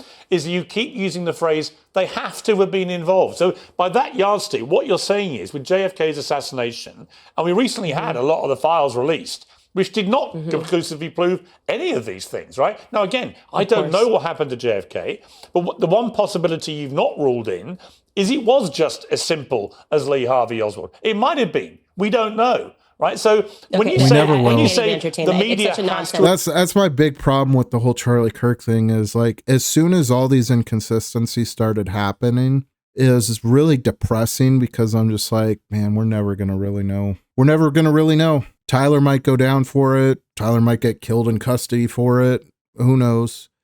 But we're never really going to know. Like, there's so many weird things that they have to account for at this point that I doubt they're going to. The magic bullet being one of them. I have a feeling they're going to put out explanations for that aren't very based in common sense or reality. I certainly hope it doesn't come to that. I hope they're able to provide explanations that are reasonable and wrap all this stuff up. We might have our children questioning it in 30 years and protesting for the release of the Kirk files. Been involved. It's Lyndon been Johnson too many decades. has to have been. But my problem is you're stating all these things as facts. We can't do 63. It's such a nonsense to say that it was Lee Harvey Oswald acting. You don't know that. That's just such a nonsense. I do know it was not Lee Harvey Oswald acting by himself, and then that required national security to lock down the files, and that required the feds to impart, the CIA to impart Operation Mockingbird to convince the public that it was, you can't go against, there's a grieving widow, don't look further into it, don't believe your own eyes. But let me just say, this is your, Candace. It was a grand conspiracy that killed JFK. I am going to say that confidently. And I just think we have to grow up. We have to grow up. We can't keep pretending Lee Harvey Oswald killed JFK. Fine. We can't keep doing that. That is your opinion. Today's show is sponsored by Oxford. Dozens of energy, freshing ledger mic to Oxford Natural get 7 years. It's not a fact. There was another ad break, but yeah, I mean, that's the problem is once you see that there's a cloak of non-transparency, it's always just going to be opinion at that point. We're never going to know the true story. It's an opinion. No, that's a fact. No, it's not a fact. It's a fact. It's not a fact. It's a fact. The whole reason there are still conspiracy theories about JFK's assassination is none of this is a fact. You are floating it as your theory. Because the feds are never going to admit to their own crimes. That is the reason we're still discussing it. That may be the case, but you can't prove that. Yeah, well, I can prove common sense that Lee Harvey Oswald did not stand on a grassy knoll and assassinate a president. And LBJ, like Charlie says in that clip, which people should go pursue. Yes, I know Charlie all said of the that. weird things that happened that day that were unusual, and LBJ decided not to ride that day. And then suddenly he reversed course on all of JFK's policies, and he was fighting AIPAC. Israel killed JFK. Yeah. All right. Now, going back to your point about Turning Point USA and the ridiculous idea that implicating, this is a $100 million organization. Yeah. Common sense. If this was not even a high-profile political assassination and this was just a guy who worked at a company that was $100 million, right? Common sense inquiry is, was there a financial motive for this person to be dead, okay? This is like Sherlock Holmes 101. And this is what I mean when I say that the public no longer trusts the media because you're acting us to be stupid. And we don't want to do that. We actually don't want to pretend that we're clinical idiots who can't assess things and go, oh, there could be a massive motive here to have Charlie dead, especially when it seems very strange that Bibi Netanyahu, when nobody even had a clue of what happened. This guy's doing the rounds on Fox News and saying, I didn't kill Charlie Kirk. That's kind of weird. Did you feel compelled to jump on to Piers Morgan's show and say, just so everybody knows, I didn't kill Charlie Kirk? Why would he say that? So Why was he so involved as somebody who's fighting a 97,000 front war? Candace, I want to get to the reality of what you're actually saying. So when you say that somebody at Turning Point USA, Charlie's company, was complicit in his murder, who was? I believe that there were multiple people at Turning Point who are, as I have said many times, my exact words are, they are engaged in a cover-up of what happened to Charlie on that day. No, but who was involved in his murder? I didn't say that they murdered Charlie. You said that people at Turning Point were complicit in his murder. No, my exact sentence that I said was that there were people at Turning Point who are engaged in a cover-up. No, you didn't. I believe that thoroughly. Candace, you didn't say that. You said literally. I did say that on my entire show. You said there were people at Turning Point complicit in his murder. Okay. That's what you said. When you and I were discussing, that's why I said, let's go back. I was applying the logic of a conspiracy to JFK. I said, okay, if JFK, you have people that are complicit. Of course, if you apply that logic, if there is a conspiracy, there's going to be multiple people that are going to be complicit by the time, in order for a large stage murder to happen. You specifically said, you didn't say complicit in a cover-up. You said complicit in the murder. Because I said, who at Turning Point was involved in his murder? And let you me clarify for you. Pierce doing his normal. You can keep saying what I said, or you can listen to what I am saying. Okay. When I was using the analogy of JFK and we were connecting it, I was basically pushing back on you because you were suggesting that, all of these people being involved would be crazy. So I was applying the analogy of what happened to JFK. Well, you actually, if you go back and listen, were suggesting that a conspiracy. I said you don't know either. You're floating theories. When we started talking about the JFK thing, listen, let me make it clear. Piers, I really think you're not holding on to your thoughts Candace, here correctly. Let me spell out my thought very clearly. When we started talking about JFK, the implication that you were making was that it was crazy to suggest that multiple people could have been involved at different levels. I was then connecting the dots and saying that in order for the JFK assassination to happen, there had to have been tons of people that... It seems like Pierce is definitely trying to push a particular narrative with this line of question, and Candace is fighting back pretty hard on that. I see Pierce do this all the time, and I don't really get it. He needs to just, like, when your point doesn't land, just drop it, man. Like, why just keep trying to prove a point that is obviously not what the speaker is saying or trying to say? We're complicit, I understand. Right? I heard what you said. Maybe you're the person who takes the cameras down. Maybe you're the person that told him to drive that day. Maybe you're LBJ. So they're not all complicit in the murder, but they're all at different varying stages involved in the cover-up, right? So that's what a grand conspiracy actually is. And I do believe, so you don't have to go back and we don't have to go through it. I'm telling you what I think about Turning Point. I am very known for being honest about what I believe. I'm not exactly a person that you got to pull teeth on. Sure. I believe that there are people at Turning Point who are engaged in covering up what happened on that day. But were any of them engaged in the planning of the murder of Charlie Kirk? I wouldn't know how it was planned. Absolutely, I can't make that. I cannot confidently make that statement. I can say confidently that I know they're engaged in the cover-up because I've been investigating what happened on that day and what transpired thereafter. I've been clear. I've named those people on my show. I've said they are engaged in a cover-up, and I've listed the lies. So you don't have to try to make something out of what I didn't say. I tell you what I think. It's already controversial. We don't need to get more controversial, okay? Do I think someone at Turning Point pulled the trigger? No. Obviously, I don't think someone at Turning Point pulled the trigger. We don't even know who did pull the trigger. So how could I say that they're... Did anybody at Turning Point, in your opinion, know that Charlie Kirk was going to be murdered? There is specifically 2 people at Turning Point USA, and I have communicated that information to Erica and Justin Strife, that I would not be surprised if they had foreknowledge of Charlie Kirk being assassinated. But do you have any evidence I'm not going to name... I am not going to name those people, okay, because it's not right for me to name those people until I know for a fact that they did. Did you give the names Did you give the names to Erica? Yes, so I absolutely did. You gave the names to Erica of 2 employees, current employees at Turning Point, who you believe were involved in the preparation for the murder of Charlie Kirk. Is that what you're saying? I told them that if I were in your shoes, these would be 2 employees that I would look further into. That's and what evidence do you have that they had any prior knowledge of the murder? Because I don't have concrete evidence is the reason why I'm not naming them. So I've been responsible. You've got no evidence, I'm not saying... but you're telling the widow that these 2 people may have been involved in the murder. But You see the problem.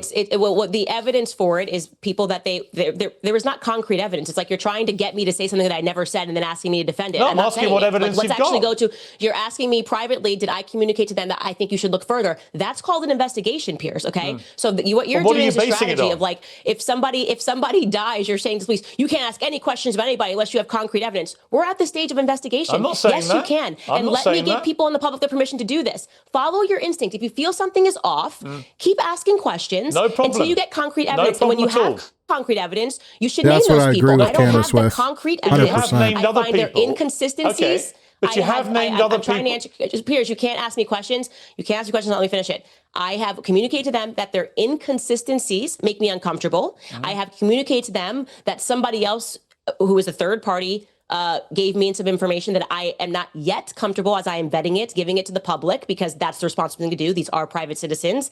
And that if I were in their shoes and had more access to information, I would go down that route, okay? Unless I am fully confident that they actually did have something to do, like here is the smoking gun, I'm not going to name those people. Okay. But the people I have named thus far are people that I believe are engaged in a cover-up. Like I said, hold me accountable for what I have said. Let's talk about one of those people. Let's talk about one of those people, Cool. because the Turning Point producer, Blake Neff, wrote this in early December. Ever since Charlie's murder, Candace Owens has leveled a flood of allegations against people at Turning Point USA, people at Turning Point Action, and people who work for this show. She has made them against some of Charlie's closest friends and against some of his most dedicated employees. She suggested that Michael McCoy, Charlie's chief of staff, knew Charlie would be murdered, was happy that he died, and stayed silent because he was told he would be the next Charlie. Now, let's move then to, you said in your podcast that new information was given to you in your meeting with Erica Kirk about Mikey McCoy that's now satisfied you. On a video on the 27th of October, you devoted a whole episode to this guy and his supposedly strange behavior. I never said I have information that satisfied me about Mikey McCoy. I'll ask you to clarify. Quote. Okay, well, you can clarify that in a moment. But let's hear what you said about Mikey McCoy before the meeting. So we decided to slow this clip down, and we're going to watch this clip slow down so you can see that it is exactly it's going off the whole phone call thing. This is just from the time that it's you hear weird, the shots. but I mean, that I is don't. how long it takes for Mikey McCoy to put the phone to his ear. Now, why is that precise timing so important? Because there's no dialing. Mikey didn't have time to dial. Okay, you can't dial and put your phone to an ear in 0.834 seconds. Now, what was the new information that you got in your meeting with Erica about Mikey McCoy? So I'm sorry your gotcha is not going too well, but I never then said, I am now satisfied that Mikey put the phone to his ear. What I presented to the public was what Erica I didn't say that. Me. Sorry, just to clarify. Yeah. No. Yeah, well, you did say you have inferred on your satisfied. podcast. Well, let me give you the chance to clarify. It's a very familiar story when it comes to debt. Get your podcast.com/Piers. You inferred on your podcast after the meeting with Erica that you'd received new information about Mikey McCoy, which had changed your mind. Would that be the best way to categorize it, or changed some of your mind? No, I never said that. I just presented it. Well, the only thing that I clarified on my podcast, if that's what they're getting wrong, is that some people thought that he was using a nickname that was his middle name, and actually his real name is Michael, like first name Michael, because I was like trying to find something, and I was like, oh, maybe he's actually using his middle name. So that's what I clarified on my podcast. And you were given call logs, is that right? I presented. You were shown call logs? You were shown call logs? They gave me a printout of Mikey's call logs, and I gave it to the public. That's it. I mean, they're saying this, and then the public obviously comes back and says, So do you believe Mikey McCoy had any prior knowledge of Charlie's murder? I can't say that he had prior knowledge of the murder unless I have something concrete. I can't say anything about prior knowledge. What I can say is what happened on that day. Mikey's behavior is weird on that day. I find it weird, like I said on the podcast yesterday, that what has been communicated to the public is like he called Erica instantly. First thing he did was call Erica instantly. Well, that's what I mean with like Turning Point not doing itself any favors, and why they needed somebody to come in and lock this down, because they're putting out all this weird facts that doesn't really make sense, and making these statements that don't really make sense. And I can understand in the fog of what's happening why they would say things that are inconsistent or do weird things. But you can't really fault people for saying like, well, that's not right, or that's weird, or things like that. Because it is. And that's actually the call logs show that he didn't call Erica instantly. But what are you suggesting about this guy? He called his wife instantly, and then he had 3 ways. As you know, when you've got a massive platform, and then showing his call logs showed that Blake Neff actually didn't tell the truth about what happened on that day. But here's the problem, Candace. You have a massive platform, as you know. Millions and millions of people hang on your every word. When you devote a large part of an entire episode to the strange behavior of Charlie Kirk's chief of staff, I hate this whole, like, you have a big platform, you need to be better type of thing. Like, she's not saying anything blasphemous. She's pointing out weird things. Like, what he's talking about right now is a weird thing. And Turning Point said something inaccurate, and now they've given her the accurate information. But, I mean, she can do with her platform whatever she wants. So if she wants to point out that this is weird and she wants clarification on it, let her. Like, I don't think it's, I don't know. I hate this whole, you have to use your platform the way I think you should use it. Like, you can use your platform how you want, Pierce, but nobody else has to subscribe to that. Are putting a target on the guy's back. You're inferring it has something to do with this, or something to do with some cover-up, or whatever it is you're inferring. You know what you're doing when you do that. When you saw Erica Kirk, did you say to her that you believed there's something suspicious about Michael McCoy? Was she able to explain to you why there isn't? Or does she share your view that he is somehow complicit in this in some way? Well, we actually dedicated more time to speaking about his father, who I think it's strange to me that man calls himself a pastor. I communicated fully that everything about that man makes my skin crawl. I think he's a bad person. I think he's involved with bad people. And this is obviously, Mikey's a son. And, I asked a bit about Rob McCoy and Mikey McCoy's relationship. I would just like to be clear. I am not going to be emotionally conditioned to believe that asking questions when we aren't getting any answers is the crime itself. The crime was when Charlie got shot in the neck. So, but you've already said, you've already said though, you told the easiest way to remove, the easiest way, let me finish. You can't ask me questions, not let me finish. You're contradicting what you've just said to me. But you have to. You said to me earlier, what did I contradict? You said you gave 2 names of people in the Turning Point organization that you believe are complicit in some way. You gave those names, but you wouldn't name them because it wouldn't be right to do that. But you did name this guy, Mikey McCoy, who was the chief of staff. Because his actions are strange. You're 2 different things. I really, Piers, I think you're having trouble holding on to 2 buckets of thought here, okay? You said, in regards to someone that was complicit in murder, that is a very serious allegation. I gave them names of people that would not surprise me if they did have foreknowledge of Charlie Kirk's murder. You are now shifting gears and you're asking me about Mikey McCoy and why I am raising red flags about his behavior on that day. Because I believe his behavior on that day was weird. I think it's painfully obvious that his behavior was weird. I don't know people that don't duck when a shot comes down. Complicit? So I'm sorry that I have eyes, and I am agreeing with the public that Mikey McCoy's behavior was weird on that day. Okay, these are 2 different things. Now, if I'm going to make an assertion that somebody had something to do with planning this murder, I better be damn sure. And if I said that on my podcast, right? That's all I'm saying. I had never made that claim that Mikey McCoy planned Charlie Kirk's assassination. No, I think like a lot of the claims you're making, it's difficult to work out what you're actually claiming. You're throwing a lot of mud in the air, including people's names, which immediately then has millions of people chasing after these guys. Oh man, this is just the legacy media argument to me of like, if you're not preaching our narrative, then it's not the right narrative. It's like, she can point out that stuff's weird. She can question why he acted that way. If Turning Point wants to clarify it, or if Mikey Malone wants to come out and clarify it, then so be it.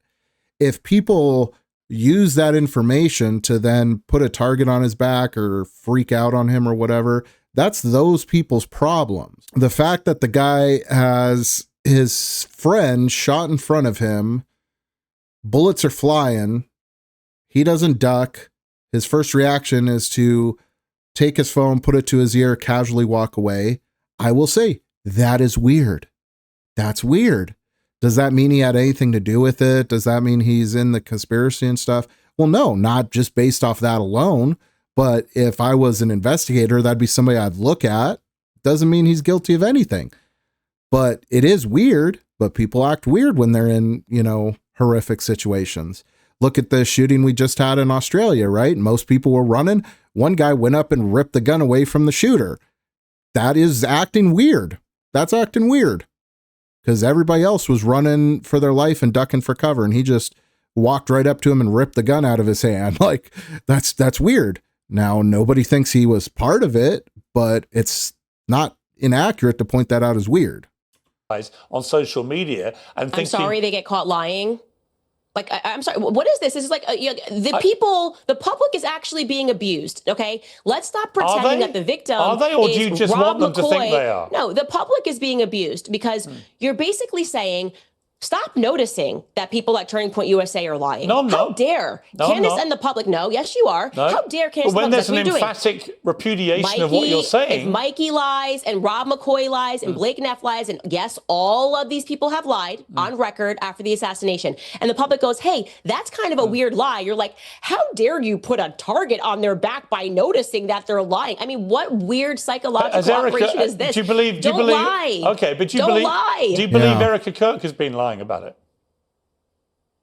No, I have been explicit on my show when people were saying, why aren't you attacking Erica Kirk? I said, because Erica Kirk has not lied. If to the extent that she lies, I will call it out. And that is why I did call out when she lied, okay? When she said Charlie Kirk never received any text messages the night before saying that he was worried about that he was going to get murdered tomorrow. I instantly said, well, here we have it. That's a lie. He definitively did send out text messages to both Dan Flood and Andrew Kolba. And when we met in person, she clarified that, okay, yes, that's real. And we didn't know until you said it because he was using a different app and she was checking his iMessages. So to me, if you lie, you're going to make an enemy of me. Just don't lie. How about that? That's what I mean. Nobody looks at it from the perspective. Everybody sees the money Candace is making, but nobody looks at it from the perspective of, imagine it was somebody you loved and really cared about and a long-time, close, personal, spiritual friend that was just murdered and then had his death mocked across the world. You wouldn't give a shit about Mikey Malone or any of these guys' reputation when you're pointing out the weird things they did or the lies they told. So that's what I mean. Like, Candace is somewhat believable for me. And even when she goes off on weird, wild, tangents and stuff of investigation, it's still believable that I think she's in it for the right things, because like, that's how I would act. I would use whatever platform I had to try and bring justice for my friend, especially if all of the people around him are telling obvious lies. That would make me very, very, very suspicious of how everyone acted and what they're saying.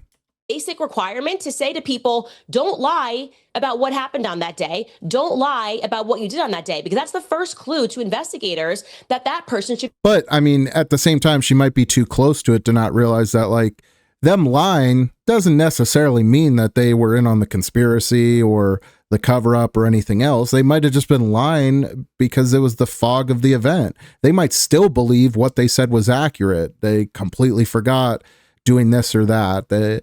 Mikey could believe that he was acting normal, or that he called Erica first when he really called his wife first and then patched Erica in a little later. Like, I don't know. If you've been through traumatic events, like, your recollection is not the best. That's why witness testimony is so poor.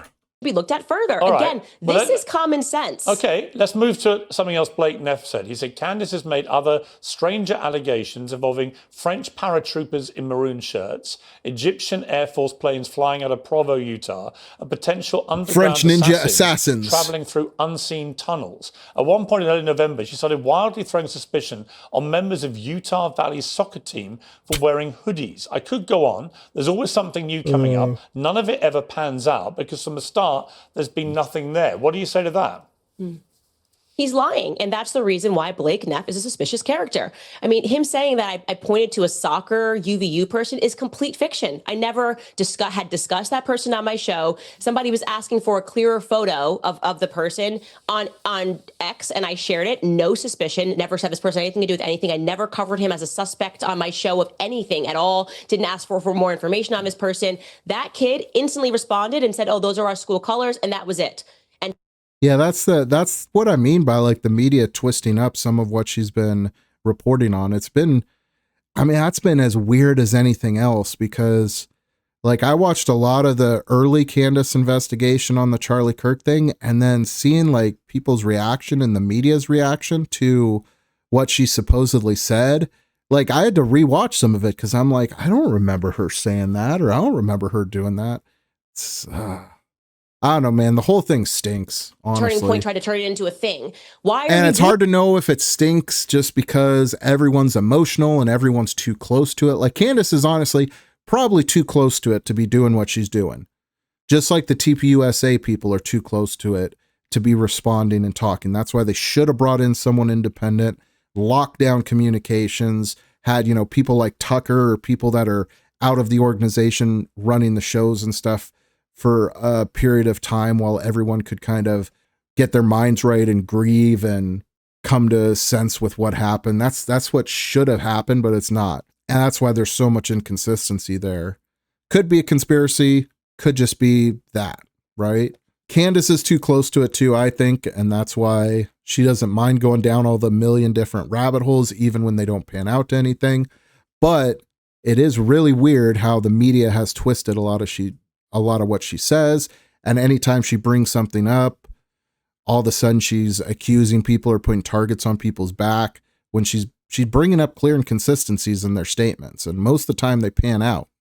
That regarding the Egyptian planes, that's a fact. Why are you saying she said that there was a military Egyptian plane on the ground that day? There was. In fact, there were two. So why are you pretending that that's like a weird thing to notice? And that is why people have been flagged about these planes.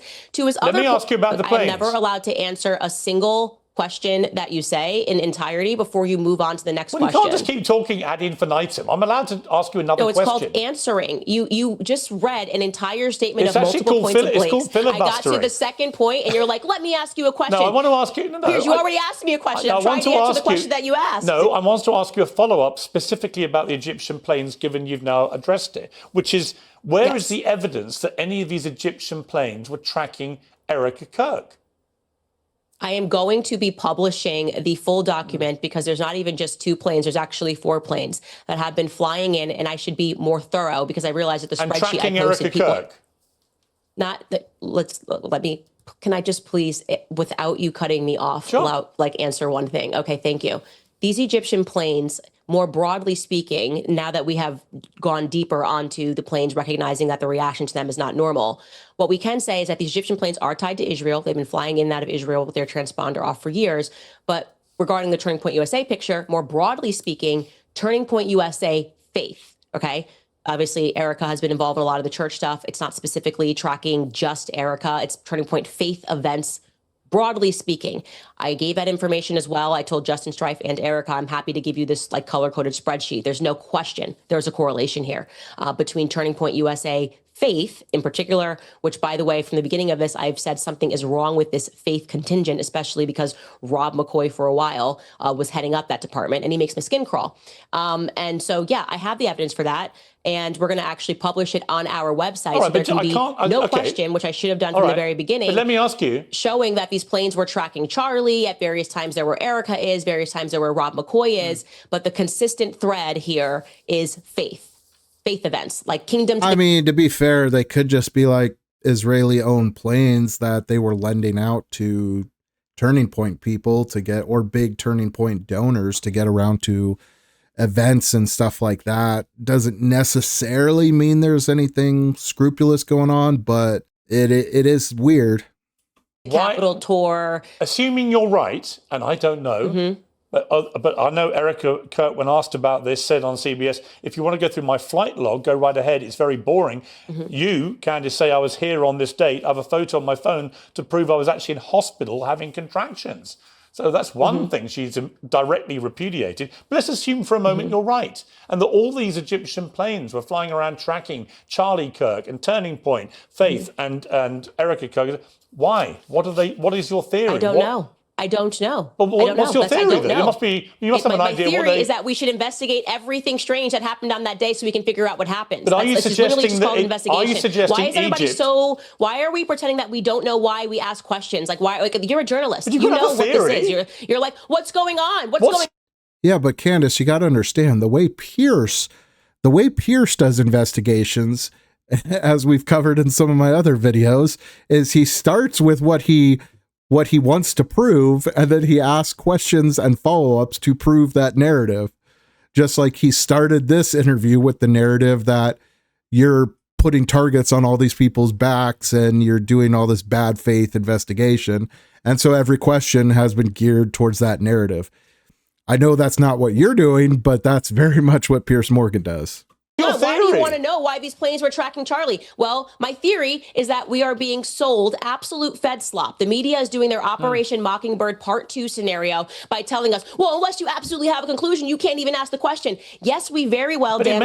Keep asking consistent questions until we get a clarified explanation for what happened on that day. And right now, we have nothing, okay? And that is the reason why people are watching my shows, because I'm the only one not treating them like they're absolute idiots who don't have two eyes and who believe in magic bullet theory and who understand that Egyptian planes should not have been tracking Charlie even 3 times this year would be an anomaly, okay? They've been tracking him. We don't know where it's going to end, but we are going to keep asking questions until we get clear answers. Candace, it may be that the person in the media spewing bullshit to the public is you.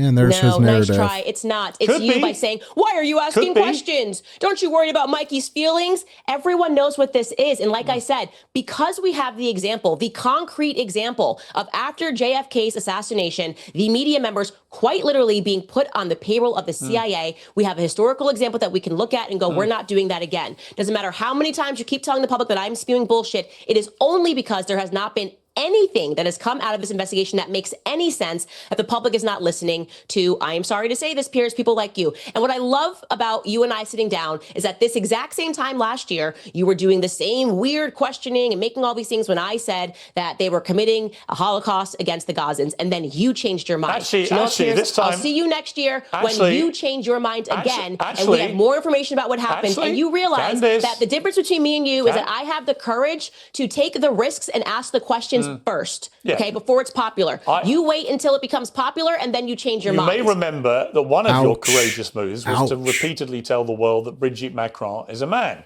As you now know, and she is. As you now know, we had a $300,000 bet to charity about this because she's a woman. Yes. Is my view. She's not a woman. Well, we're going to find out is the point, because it's going to court. They're suing you. And when she proves, as she will, that she's a woman, because she hasn't yet, though, and you lose that case. He's certainly gloating a lot for it hasn't gotten there. For years. But then it will become more obvious to people that, look, I think you're a brilliant operator at what you do. That's, I like you personally. You know that, right? None of this is personal for me about you at all. I just have watched him last year from Brigitte Macron now into the Charlie Kirk story. I think you've developed a modus operandi, which, to put it politely, is you flying what we would call in the world of journalism kites, and just seeing what can cause the most merry hell, therefore get you the biggest audience, therefore make you the most amount of money.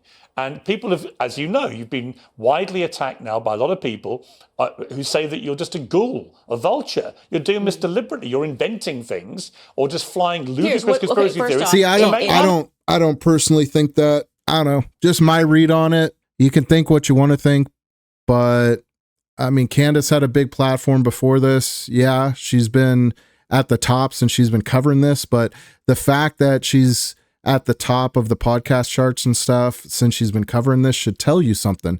People don't like the official narrative, and people want to hear people looking into the official narrative. Like that's what I take from her being at the top of the podcast charts and stuff. I think she had a very close relationship with Charlie, and she cares very deeply about getting to the bottom of this, no matter who it pisses off, no matter what name she gets called, anything else. That's how I would feel if it was one of my close friends of, decades. So I don't blame her there.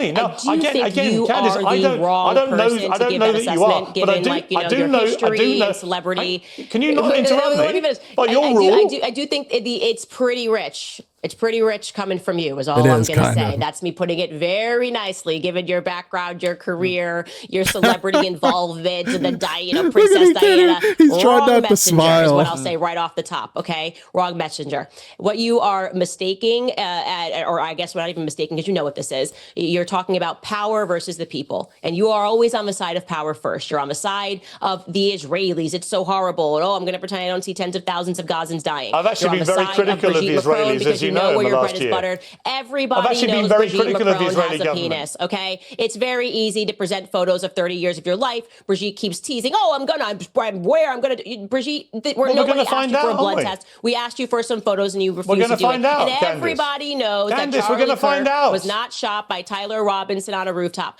I am sorry that in this day and age, there seems to be such a shortage of testosterone that a woman has to be the person that states the obvious, right? I invite you to join me, and I know that you will by the end of next year, because they're not going to get away with what they did to my friend Charlie Kirk. And I am not going to change my mind, least of all when I am being called names by someone who has quite a year background and experience in doing things because it's lucrative and not always because it's sensitive. Sure, it's always lovely. You can call me a hypocrite as much as you want. I don't care. It's fine. I'm just simply saying. Man, I don't know how much is left in this, but I feel like she is owning Piers Morgan pretty hard. Like, love or hate Candace Owens and what she's been doing. I feel like she is definitely, like, if I knew nothing of the situation and watched this, I would feel like she is the much more credible person between the two. What other people have been saying about you. I didn't say I felt that. Thank you. I said, I'll let you know what people are saying about you, too. I'll keep you I posted read on it what people all. are saying Thank about you. you. I read it all the time. But I would say that, like I said at the start of this interview, I don't know whether any of the things you're saying are true or not. I just do know you're saying a huge amount of stuff. It's making you very wealthy. You're getting millions and millions of people coming in, which by the way... what is this idea that's making me very wealthy? Can you actually explain that slowly Yes, I'm going to explain it to you slowly, because I had a huge run-in, for example... This is just like a talking point. I'm going to explain exactly what I mean. When Sandy Hook happened and Alex Jones began weaponizing the Sandy Hook tragedy and weaponizing the grief of the poor parents who'd lost their children, and I began to attack him in public. And then eventually there was a court case, and it turned out he'd been spewing deliberate lies, and that every time he spewed them, they found he made hundreds of thousands, if not millions of dollars in the immediate aftermath of spewing the repeated lies that it was all staged and the families were actors and so on, which he knew to be lies. And he made himself extremely rich and ended up with $1 billion defamation finding against him because he'd been deliberately weaponizing people's grief. And the charge... I'm asking you to explain the actual financial metrics. How was he making money? I'm explaining to you the analogy, which is there are, as you know, right now, a lot of people, from Tim Pool to the New York Post to others, who've come out very stridently in the last week, and say that's exactly what you've been doing with Erica Kirk. Yeah, but you haven't answered the question. So this is just made up. As I said, this is just all fluff. You're suggesting that I'm making money. Did I sign a new advertiser? Are we reading more ads? Do we put this somewhere else? Do we sign a book deal? The more views you get on YouTube, the more money you make. Did I sell a T-shirt? Okay, but come on now, Piers. Money on YouTube? Are you kidding me? I was already in a top 10 podcast globally before Charlie Kirk was assassinated. Yeah. And if you think that I would want my friend to be assassinated so I could go from being in the top 5 to being number 1, you're out of your mind. No, okay, I'm telling you, it's so disrespectful. But like the point is that everyone who is saying that I'm making more money cannot say how I'm making more money because it's just not true. Okay, so you're like, oh, she got a bump in viewership talking about Charlie. Your YouTube numbers everyone in the world because it was a public assassination. And then it went up in the weeks following, and it went back to normal. Candace, are your YouTube numbers up since you've been doing the Charlie Kirk investigations? What I am saying to you is that this is the exact same argument you guys had about Brigitte. So it can't, and then the same exact same argument. But I think you were lying about Brigitte. About the Blake Lively thing. Okay, but what about the Blake Lively thing? So you can't keep saying that, oh, she's always in the top 10 because she's talking about something. Or this is my podcast and it's me. It's just me. People enjoy my podcast because I don't treat them like they're idiots. I don't treat them like they should accept that Brigitte Macron just can't present one photo of herself raising her kids across 30 years. It's just too much to ask. Oh my gosh, it's ridiculous. How dare you? It's such an intrusion of privacy. She'd rather file a transatlantic lawsuit than to just produce photos and put all of this to bed. That's the difference between you and I. So now there's this repeat lie from Kamala Chronicles, which we did, looking into Kamala's background because it was relevant to the election cycle. Then we did the Blake Lively lawsuit, and they said, oh, she's trying to change her brand. That's the only reason her numbers are up. Then we went to Brigitte, which I lost, by the way. I had to get a whole career change when I first covered that story. So joke's on me if I'm doing this to make money, but I was willing to be fired to tell the truth. And then it's all about Brigitte. And now we've arrived at Charlie Kirk. I feel like there's something about that actually is just people not being willing to admit that what people appreciate about me and why they keep coming back is that I'm willing to take risks to tell the truth. No, I think That's don't get me wrong. I was already sold out on ads at the end of the year because our podcast was. Honestly, I don't know if there's a better response she could have gave to that. That was a pretty fire response. Was successful. Yeah, I have not Candace, sold a t-shirt, Candace, nothing with his name on it. It's Candace, just me. Candace, the reason I told the Alex Jones story is he did incredibly well out of Sandy Hook with his investigations. But as was established in the court case against him, brought by the families eventually, and I think we're going to see the same thing with Brigitte Macron and you, is that he was weaponizing deliberate lies for money. And I think you've Brigitte Macron has a penis. I really want you to know that. Brigitte Macron does not have a penis. Brigitte Macron has a penis. No, she doesn't. I'm sorry. She had 3 children. Did she get it removed? She had 3 children. Yeah, you can have adoptive children. You can call somebody, but Brigitte Macron was born a dude named Jean-Michel Trogneux. Well, and I just feel, I want you to know that. I want you to know that Brigitte Macron probably stands peeing up. Probably pee standing up is what I want you to know. The beauty is we have a big bet. I think Brigitte stands. And we're going to find out because it's going to court. And, you will lose that court case. I think you will. Yeah. I am not going to lose a court case because Brigitte is presenting evidence that Brigitte was born a woman, because that's never even been offered. That's just their PR coming after and saying these things. Nobody believes that Brigitte Macron is just unable to present any pictures. Nobody's asking for blood. All right, let's wait for the court case. Let's wait for the court case. Okay, great. Now, look, and you will be proven wrong again unless the there's just federal corruption. Okay, in the fallout from your encounter with Erica Kirk, Nick Fuentes said Candace Owens is done. Out. What a letdown. Oh, LOL. Tim Pool has called you evil. He says you're motivated by the fact you were secretly in love with Charlie Kirk. Is that true? This is such ridiculous. This is what I mean when I say it's like LOL Fed slop. Oh, did Tim Pool say that I was secretly in love with him? This is it's so. Come on, there's no substance to this. This is so ridiculous. It's by any means necessary. Come out and attack Candace. The New York Post did an article that it was honestly amazing fan fiction. They even said that we used to work at Daily Wire. I'd throw my keys at my staff, and my staff hated me. I did not drive to work a single day when I was at the Daily Wire. They had a driver take me there. So we're just now in this weird spot where they're just making things up every single day. They said that my husband had a Qatari passport, and I just ignore it. And I keep investigating because I know what it's meant to do. It's meant to distract me. Yeah. I'm very aware of what these people are trying to do, and it's not working. Definitely does seem like she's being attacked. Which of your theories? Nick Fuentes and Tim Pool. All right. Which of your theories when you were with Erica did she think was convincing?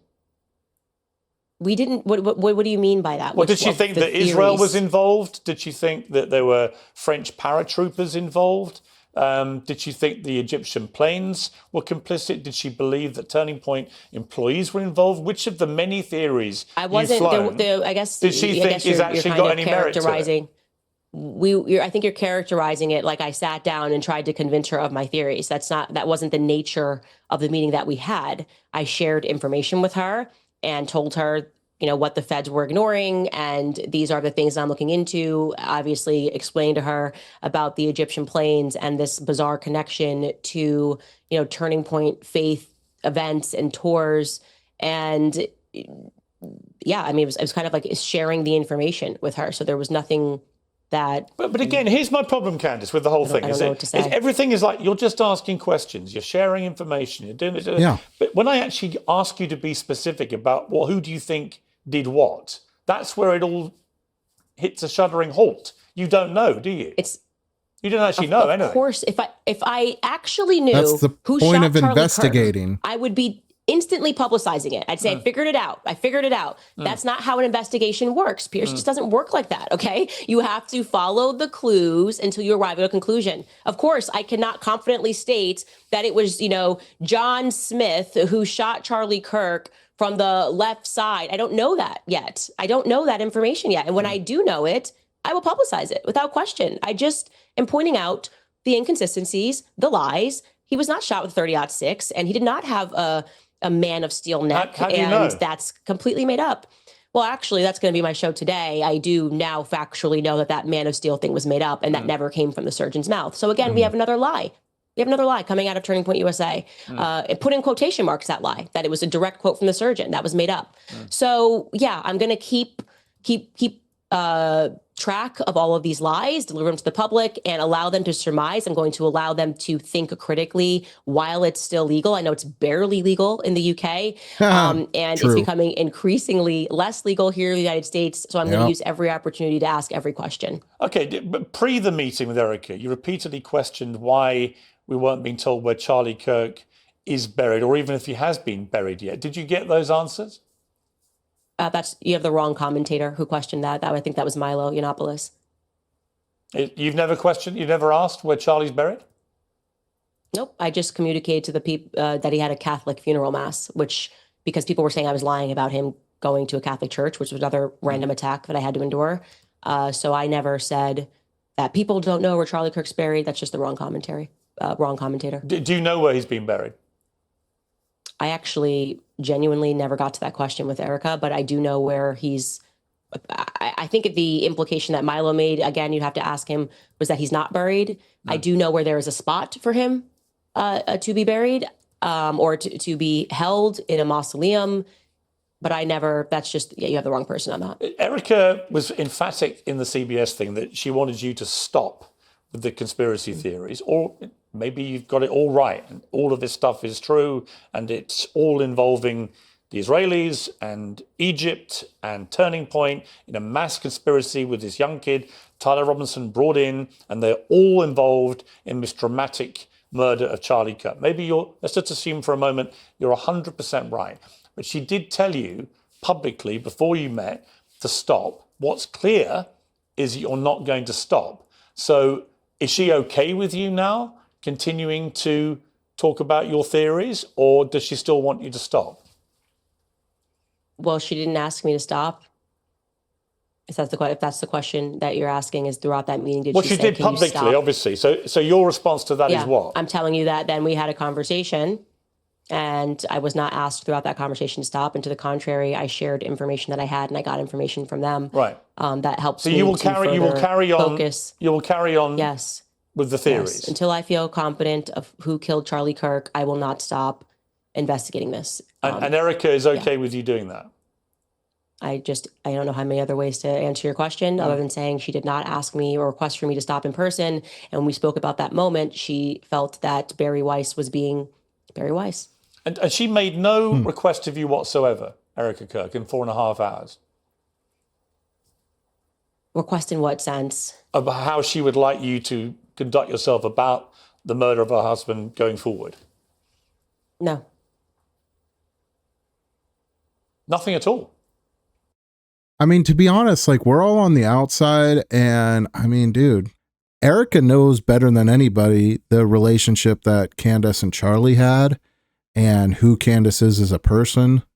Like, I feel like if Erica didn't think that there was some fruit to what Candace was looking into, that she would request her to stop, and not in response to some led question in an interview where she got blindsided multiple times, but like interpersonally and directly to, hey, this isn't helping, this is hurting. And part of the reason I don't really feel bad about Candace doing what she's doing is because Erica hasn't really done that. I mean, Erica could have said from the get-go to lay off it, and she didn't. Candace openly said that in her show a bunch of times. Like, if Erica calls me or texts me and tells me to stop looking into Charlie, I will stop. Otherwise, nothing else. Well, she said Erica or her own husband tells her to stop, she'll stop. And she hasn't. Like I said, the question from Barry Weiss was kind of leading and kind of purposefully indirective to try and get Erica to say stop. But she had a 4.5-hour conversation with her. She could have easily told her, please, can you cut out doing your show? And she apparently didn't. And she could easily make a direct statement saying, hey, I'm disavowing Candace Owens' investigation. I don't want her looking into this. She's going down the wrong rabbit holes, blah, blah, blah. She hasn't done that either. So what does that tell you? No, she didn't make a request for me to conduct myself in any way. And she expressed no forward. concern about any of the theories that you've been putting I think out. she probably knows me through the lens of her husband, so I don't know if that would be a thing that she would have done. But no, she did not. She did not ask me to conduct myself in any way. That seems to just be coming from the media of how I should conduct myself. Yeah. Am I right in thinking that your mind has taken you to a place where you genuinely believe that Israel, Egypt, Turning Point employees, and Tyler Robinson, and potentially others, but they were all involved in the murder of Charlie Kirk? Well, to be fair, I think we're all putting Egypt in parentheses because we kind of don't think that we have exactly a strong Egyptian lobby here in the United States. And there is a lot of historical precedent with Israel kind of using Egyptian planes or using the Egyptian narrative when they want to accomplish things. So, I mean, I just pointed out that this is an Egyptian plane, but Israel, I got tons of questions about. Yeah, I think Israel is a very good place to start when Bibi Netanyahu is just denying and just way too involved in the beginning. That was weird. Everyone felt it was weird, and they were right to feel that it was weird. And when Bibi admits that he called him 2 weeks before and invited him to Israel, like, what's that about? People are being... And also because it just happens to be that from the very beginning, Zionists don't want us investigating the Charlie Kirk assassination. So it's just, I would say, the usual suspects. You are correct that I have and sent information, and it has not been denied by the Élysée Palace, the White House, or the Pentagon, that the French Foreign Legion was on the ground that day. Again, something that I flagged to Turning Point USA, Justin Strife, that for whatever reason, the feds don't want this information, which is a bit strange, or don't seem to be interested, or maybe so they're we add the pretending French Foreign Legion it. to the list as well. Yeah, but the French Foreign Legion is like a bandit of, I mean, what I've learned about them now is it's like it's a bunch of different countries. It's not just French people. And yeah, that all sounds about right to me. Is there anything else I can answer? I think we've probably covered it. It's a lot of people involved in this murder. And my guess, Candace, for what it's worth, is it'll turn out none of that is true. And that it was Tyler Robinson who, for his own politically motivated reasons, hence brandishing the bullet casings with words like anti-fascist slogans and so on, that's why he did it. He believed that he'd been led to believe Charlie Kirk was a fascist, so he had to kill him. Which is a different issue about why I feel so strongly that these words shouldn't be bandied about, because in deranged young minds, it can have that effect on them. We see it time and again. But look, if it turns out that you're right... Yeah, so we just need to adapt, speech laws like the UK. People, including the French Foreign Legion, Egypt, Israel, Turning Point, Egypt, his own employees, and they were all in on this to murder Charlie Kirk, you will be proven 100% right. See what I mean about the media, though? Like, she corrected him like 15 times, and he still is categorizing it some way. Like, I will be the first to salute your brilliant investigative journalism.